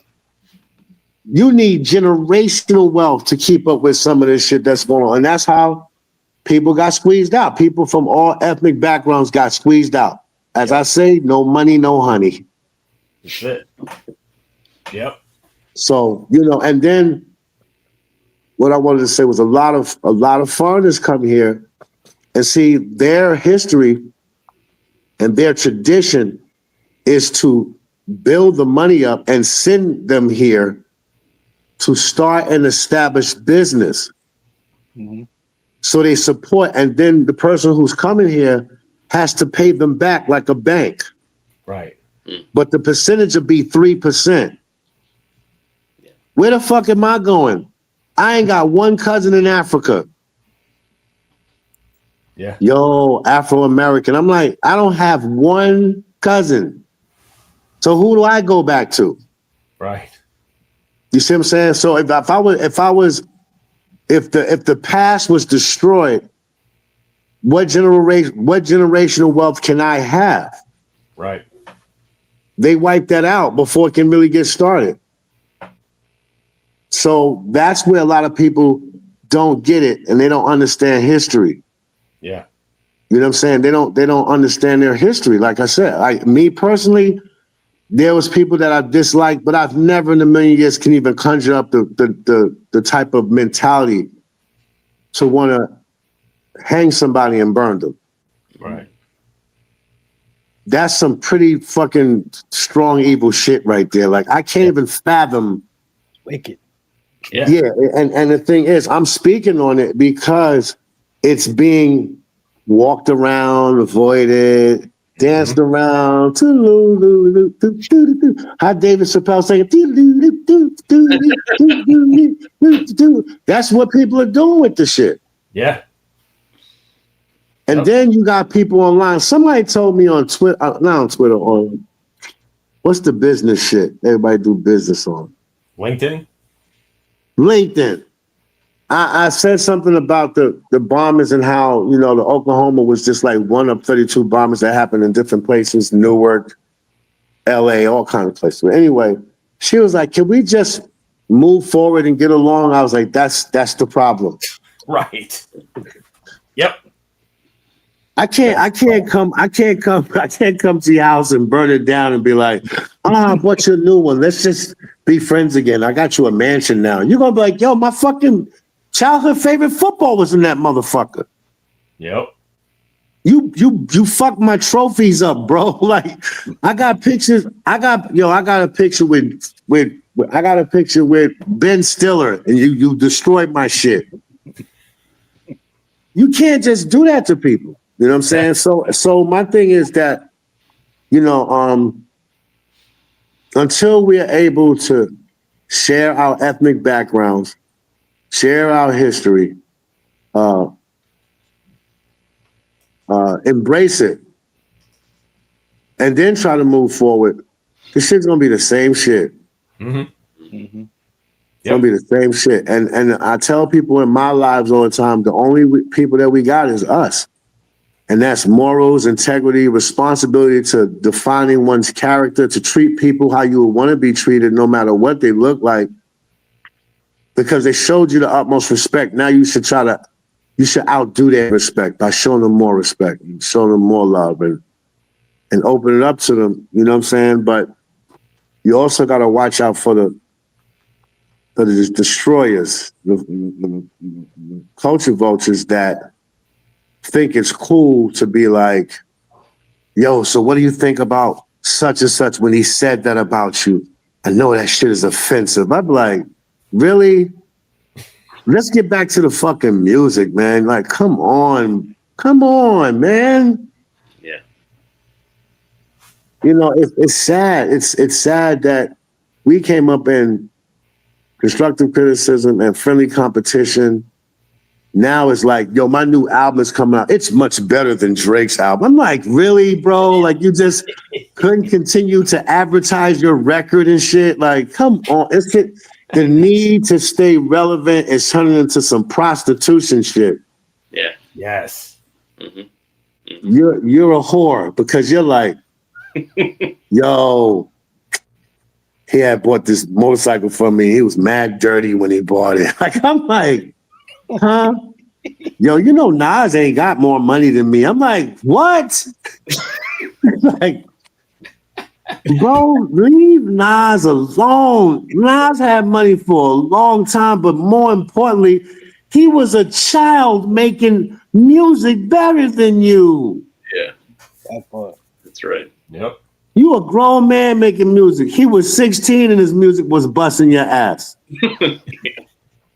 So you need to chill on talking. Like you're out of pocket, bro. Like, bro, he was 16 making music better than you. He did it. Special Ed did it. Craig G did it. Chi Ali did it. Yeah. Baby geniuses. Yeah. You know. So and then wounding this up, bringing it to a close of what I'm saying, and we still getting jerked. Everybody running around competing against each other, and the record label still owe us money. Yeah. Yeah. Yep. Crazy. Yep. Crazy. One last thing I wanted to ask you about before we let you go is I think you guys were underrated as producers, you know, and producing for other artists. Another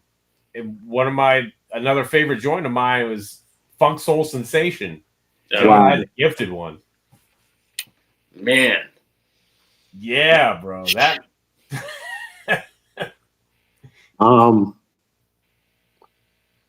Shout out to Large Pro. He had posted that shit maybe 6-7 months ago. Like, yo, this is one of the funkiest joints. yeah. We were a peculiar type of production. A lot of that shit, I did it. A lot of stuff Monch did. We used to have so much fun with it. I was really not as competitive with producing than I was with MCing. Like, I wasn't out to outdo Premier or, I never even had that type of perspective. It's just funny you say that specific record. We had lost him recently. Yeah. And me and him was talking about that record. He actually, what is this? This is October 1st we're coming to. This is the irony.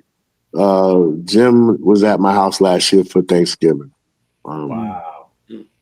And we're coming up to that time. That's why I'm tripping. Like, it's almost been a year since he's been in my house. But we was talking about that record, and I was bigging him up, and I was telling him, like, the level of hunger he had, like, then was not matched by a lot of people. Like, he had like this interior cockiness that wasn't offensive to people. But you know, like when he told me that concept, I said, "Damn, they're not gonna believe that both is you. You know, they're gonna say you bit that off of Shock G from Digital Underground, right?" And he said, "They still don't believe he the same person, so they ain't gonna believe I'm the same person." I said, "You right, you right about that shit." Because people are arguing me down like that's not Gemini the gifted one on both of those rhymes, and people still be like, "Yo, that's Shock G," but I think Shock G got a secret brother and shit. You know, I heard he got a secret brother. I be like, "Yo, man, this is crazy." But that song and I produced for this dude named Tony Bones, and I did Constables for OC. Yep. And it's always like it always was like the super funky or the super funky and gritty songs that really shine through. But you know, I don't have no regrets, man. I wish I'd have got more recognition. Oh, I also produced a lot of shit for Supernatural, and I think the deal kind of went south on that one, but no, I just love making beats. Like I got a new MP. I got the Go version of MPC-1 now, and I just bought a modulator. I'm gonna jump back into it, but during those times, man, doing the music was so much fun. It was the experience of who was in the studio with you. Like a lot of people don't even know Rockwilder, the producer, stuff. Oh shit. Oh. I wonder if his phone died. Maybe. That was 'Cause it abrupt. was like, oh no! Wait, here he goes. Oh. No, here it comes. Just out real quick. There you go. Yeah, Rockwilder, the producer, started out with us. Right. You know, before he went to over there with Eric and them and shit. Rock is dope, but you know, Rock done beats on my machine. KG from Naughty Been By, Sadat X, Sauce Money. Like it was such a fellowship with beats. So even like to this day, man, I just appreciate people tapping in and knowing that what I produce. I appreciate people for saying like, "Yo, they produce, right?" Like, you know, I love that the fact that you just mentioned it. I'm grateful for it. Like that's always been a part of the journey. Like, and we was also a little competitive with that too, because God bless his soul, Clark Kent. He used to be like, "You ain't got more kicks than me." I said, "Yo, I'll bust your ass in kicks, B. I'm telling you, I got my sound, my sound bank, bro, is overloaded, bro. You can't match that." Like we used to play with each other like that, but you know, that's how hard we went with it. Like it was about having the sounds and how you put them together. And I did another one for Gemini called Body Flow. Yep. And just I always liked the hip hop soul shit, like the funky soul, a little bit of quirky to it. And you know, and I'm thankful, man, that we had fun with it. It was good times. It was fellowship, and you know, it's just as you get older, man, it's certain realities that kick in, man. It's just I can still hear Gemini's voice when he called me and said, "Yo, I'm not doing too good." And I'm like, "Yo, you want my pops to have prayer with you?" And when he responded yes that quick, I knew it was bad. Like, and Jim is funny. He calls me back 15, 20 minutes later, like, "Yo, where you and your pops at, man?" Like, you know what I'm saying? Like, y'all trying not to show up? Like, you know, it was just bugged out. Like, he was adamant about it, man. I got my dad on the phone. My dad prayed with him. And you know, we lost a great one with him, man. I mean, but I'm going to use that as an example. Like, man, don't stop. You're not scared you're not scared to have a combative moment with somebody or online or a friend, but you're scared to go to the doctor, bro. You got to reverse that shit. You got to keep up with what's going on, man, because like I said, I went in there for some other shit, and he's like, "Yo, I'm spotting like a small little cancerous thing in your colon." I'm just like, "Wait a minute, I ain't coming here for that shit." And we addressed it, but I just can't imagine if I would have just tried to ignore it, like what they put out there right now. Like, it's not a game, man. But I tell people like this, man. You don't like doctors. Get some nice video games in your fucking phone, man. That's the great place to be. Like, I'm waiting for the people to call me and we play this game. Right. Be like, yo, I want to get to the next level in this game. Yeah, I'm on the front line about to shoot all these enemies. Look, you don't think I see him. They be like, Mr. Such and Such. I'm like, yep, that's me. Damn, how long we been in here? They be like, oh, you've been waiting for about 20 minutes. I'm like, nah, that shit was 3 minutes. Right. I turned the hospital into a sanctuary. Like when I go to get checkups and to do follow-ups on that cancer thing, because they gotta monitor your blood levels, and I've been doing great, man. Doctors like, you on point, like your blood levels and such. I was like, yup. And now they're like, what supplements you take again?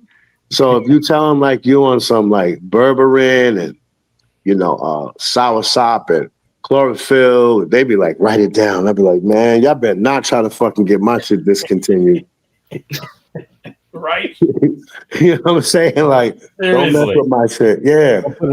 My shit legit and all that stuff I got. Yep. Like, don't hate on my shit, man. Please. That's why I don't tell them everything. They're like, what you taking now? I'm like, milk and magnesia. Right. Vitamin C. Yeah, vitamin C. The Flintstone chewables. Right. Because there's dope shit out there, man. I'm telling you, it is dope stuff out there. And instead of buying $900 sneakers, you should be really tapping into. There's some other stuff that I found out too, like just not like oil and oregano, but there's stuff that you actually will realize the way you feel that it's making you feel better. Something's wrong, because they definitely have a lot of extras in our food. Now that I'm into this cooking thing, the preservatives that they're doing to give it more shelf life is crazy. Yeah. The FDA is like, we don't recognize 7. Wait. This shit got 7 things you can't even identify with? Yeah. And y'all the FDA? See, that's the times we live in, and that's when it's scary. Yeah. That's when it's scary. So, I rest in peace to Gemini, man. I'm just trying to put my whole head around that shit. Like he was walking in my living room and we was talking about investments and Bitcoin and then a couple of months later he's gone, man. Like it's just so I just would advise people to, you check, you feeling Prince Paul, go look it up, man. Stop worrying about what everybody else is doing. Like, you want to know the history, go look for it. It's out there.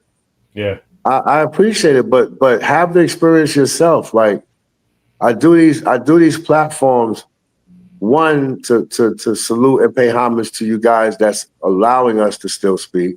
That's the first thing. Second thing is the information is trying to get smothered out. Yeah. The history is trying to get pushed to the wayside. And I think that is very important. It's very important for you to know where things came from and where things are now so you can know where you're going in your music journey.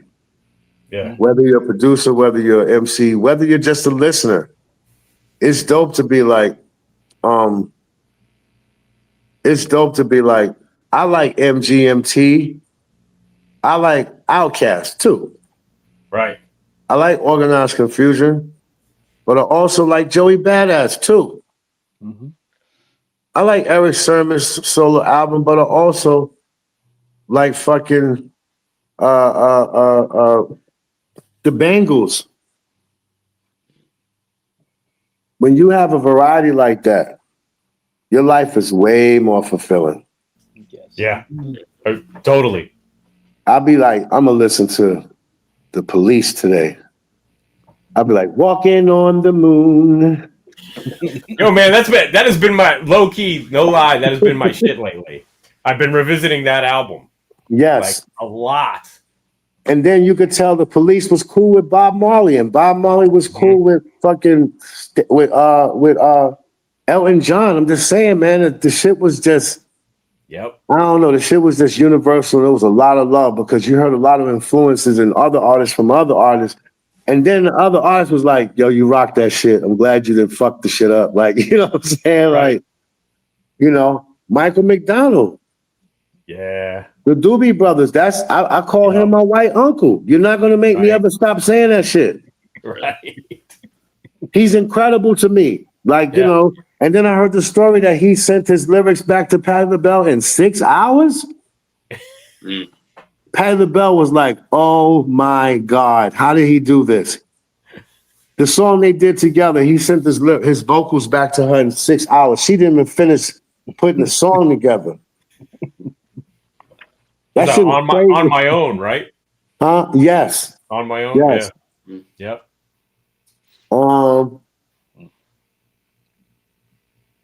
There's another song by the Average White Band. Yo, that dude is one of the best writers in that time period. Yo, they said that dude is impeccable writer. Yeah. And you don't see these things. Yeah. He's just a cool white dude walking down the street. You don't even know that, yo, he's one of the best writers in the game. So when it comes to attitude and perspectives, you definitely got to stay out the path of the American standard. Yeah. You know what I'm saying? Because,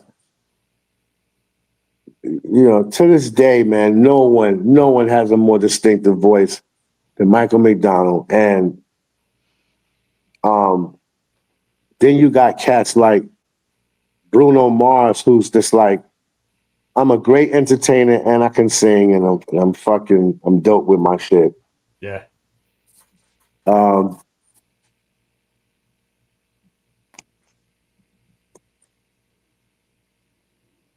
What's her name? I'm trying to get her name. But MGMT, yo, it's so much music out there. That's why I say, like, when it comes to organized confusion, that's why we chose that name. Because music is endless. Like, it's an oxymoron. And, you know, if you listen to this interview, go be like, what Prince Poe produced? You know, look for interesting shit online. Yo, let me see what new car Gucci Man bought. Like, come on, man. Right. Damn, man. Look up some interesting shit. And no disrespect to Gucci Man, but now you know he drives a fucking such and such. Right. And exactly. Exactly. And because if you get in a Honda Accord and I get in a Phantom, it does the same 60 miles an hour. Yep. It does the same 60 miles an hour. It's so much interesting shit out there, man. We got production. I've done over 300 features. Wow. Now, go find that. Over 300 features, and I'm styling different things. I'm saying different things. I'm having fun different ways. But I'm on over 300 features. And and what they say, capping? No capping. It's just that, you know, I've allowed a lot of new artists to have the availability to establish artists like me by being like, oh, well, I'm having a good week. Yeah, you just send me $500. They're like, oh my God, you fucking serious, dude? You just made my week, man. Oh, I can't wait to tell my wife. When somebody wants to tell their wife about some shit they doing, that shit's pretty dope. You know what I'm saying? Like, right? Yeah. She's probably like, Prince who? From what group? Babe, I'm telling you, you gotta know him. You're like, yo, I listen to classical music. Nah, but you gotta know him. That's how excited cats get. So, you know, I gave cats opportunity to to like do collabs, and I did it for a while, man. I did it for some years. Yeah. And I think it's just a warm feeling to know somebody's like, I can't believe this is happening. Because that's the same feeling I got when I was like, is this Jalil from? I want to pinch this motherfucker. Like, is this really Jalil from Houdini? Right. Is this really him? Right. I'm in the studio with Large Pro. He's doing something for Rakim. I'm like, that's Rakim right there. I'm having a conversation with myself, like, yo, Prince, you know that's Rakim right there, right? You know, and the same thing for a lot of people I met. So it's a big world, man. Don't limit yourself to all the people that's listening. It's a big world. You know, search for the music, search for the Prince Poe. Maybe something might touch you. Maybe something might inspire you to produce something or move to a new state or something. I don't know, man. Just tap in with me, man. Yeah. Word up. Word up. Thanks for being here tonight. We appreciate it, bro. I appreciate y'all too. Like, you know, I wish I would have some light on the outside. I ain't got too much of a scene out there, but the deck is nice. And thank you to all the fans and the supporters that allow me to have a decent place. Because people's like, yo, you know, he's real underground. I'm like, damn, you know, we got some money too and shit, right? Motherfuckers ain't eating peanut butter and bananas every night. Come on now, give us a little credit. Damn, y'all did something for us. Y'all bought the records. Y'all supported us, you know? And the economy is horrible right now. Yes. I'm going to leave y'all with a jewel, too. In 1989, I worked at JFK Airport. Like I said, worked at the airport doing security in the song, right? I left there making $10.50 an hour in 1989. $10.50. Wow. Let's count the years together. 1990 to 2000, 2000 to 2010, 2010 to 2020, 2020 to 2025. That is 35 years. Why the fuck is anybody making $19 an hour? In 30 years, 35 years, people are still making $19, $16 an hour. Yep. So that's letting you know that the economy is driving 60 miles an hour and your salary is driving 32 miles an hour. Yep. So when you're trying to catch up and keep up with the Joneses, you better think about your moves before you make them. Yep.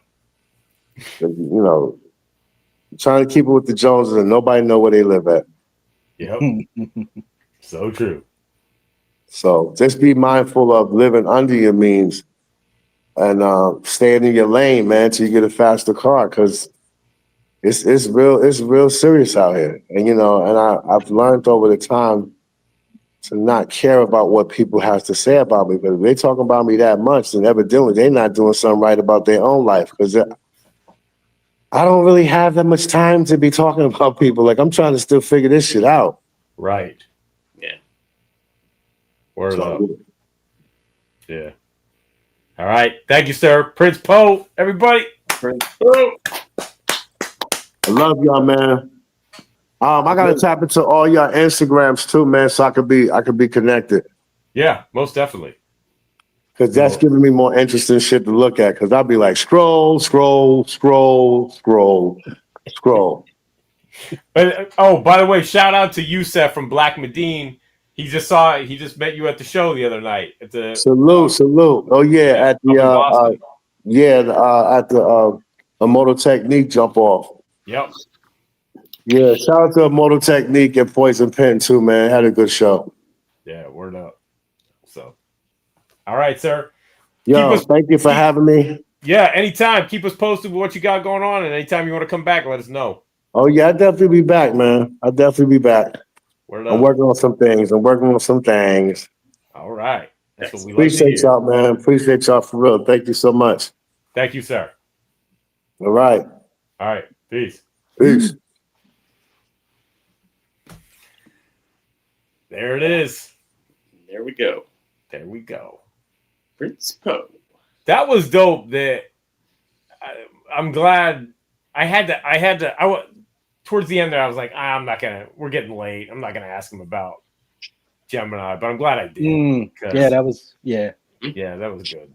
Yeah. That was good. And hey, Thick Crates, Paul, thank you for the hookup. Yep. Appreciate that. Yeah. Thank you, sir. That was great. Real quick before we go, Flatline. Yep. New episode. Episode 693 Hip Hop Gods Radio, available now at mixcloud.com/hiphopgodsradio. 693. 693. I'm exhausted just saying it. I don't know if we want to run down. It's a lot of new music. Tune in. You want to do it real quick? Go ahead. He doesn't look like he wants to. No, I'm gonna do it. Tell motherfuckers to just go listen. Go listen, damn it. Lord Lifeforms, Curious, and MF Doom. Slick Rick, Lil Fame, Eric Sermon featuring Method Man and Redman, Bruce Wayne featuring Cool Keith, Sadat X, Salt from Salt and Pepper, new single. Right. Mechanics featuring Mr. Fab and Spice One, Fossum, Juvenile featuring Manny Fresh and D1, Ice Cube featuring Scarface, El Gaunt featuring Razkaz, and Lords of the Underground featuring Onyx, remixed by DJ Lord Jazz. Wow. Yeah. Wow. Yes, Ultramag? No, I'm waiting till you finish. No. What do you? Oh shit! Wait, I'm sorry. Go ahead. Did you receive Hip Hop Mail? Yes, I did. Do you have it on hand? I do. Then come on, in unison. One moment.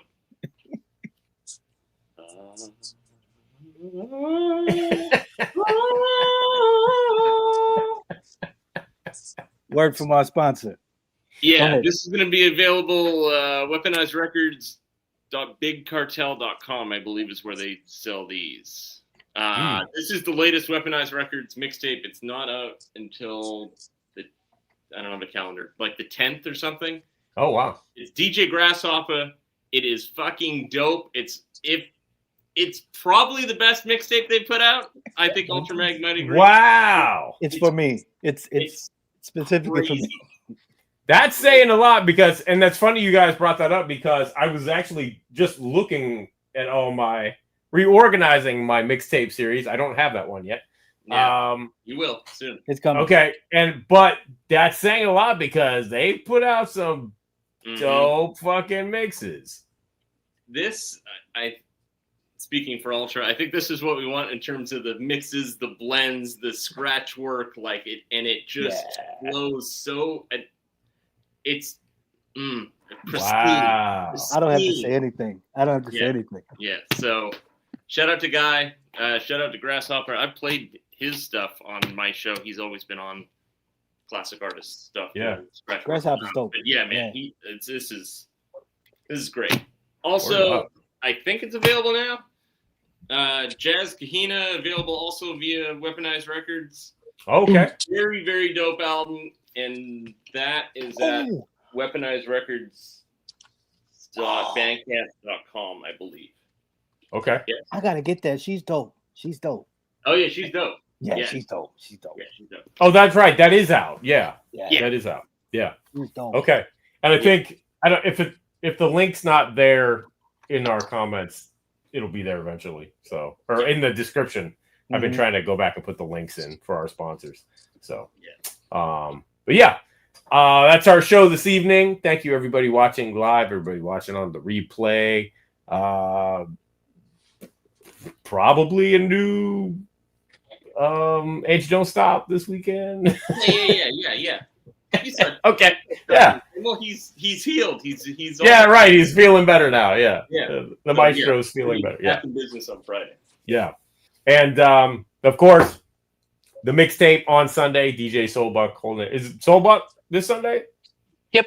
Okay. Soulbuck this Sunday, 8 p.m. Eastern Standard Time, right here on Channel Zero. Soulbuck will be spinning the music of our next guest to get you guys primed up for next week's interview and who we're going to be talking to. Is it Kevin? We will be talking to Kev Brown and Ken Starr. Oh, that's next week already. Wow. Dope. Okay. Word up. And shameless plug, if you want to prepare, you can listen to the Perspective podcast. Yes. Where I did an interview with Kev Brown and Ken Starr. Right. On all streaming platforms. On all streaming platforms right now. Yes, indeed. And yeah. So dope-ish. And we'll be talking to them next Tuesday right here on Channel Zero, 9 p.m. Eastern Standard Time. Hope everybody is well. Take care of yourselves. Take care of everybody else. And we will see you guys next week for another episode of It's C-Doc Again. Please like and subscribe.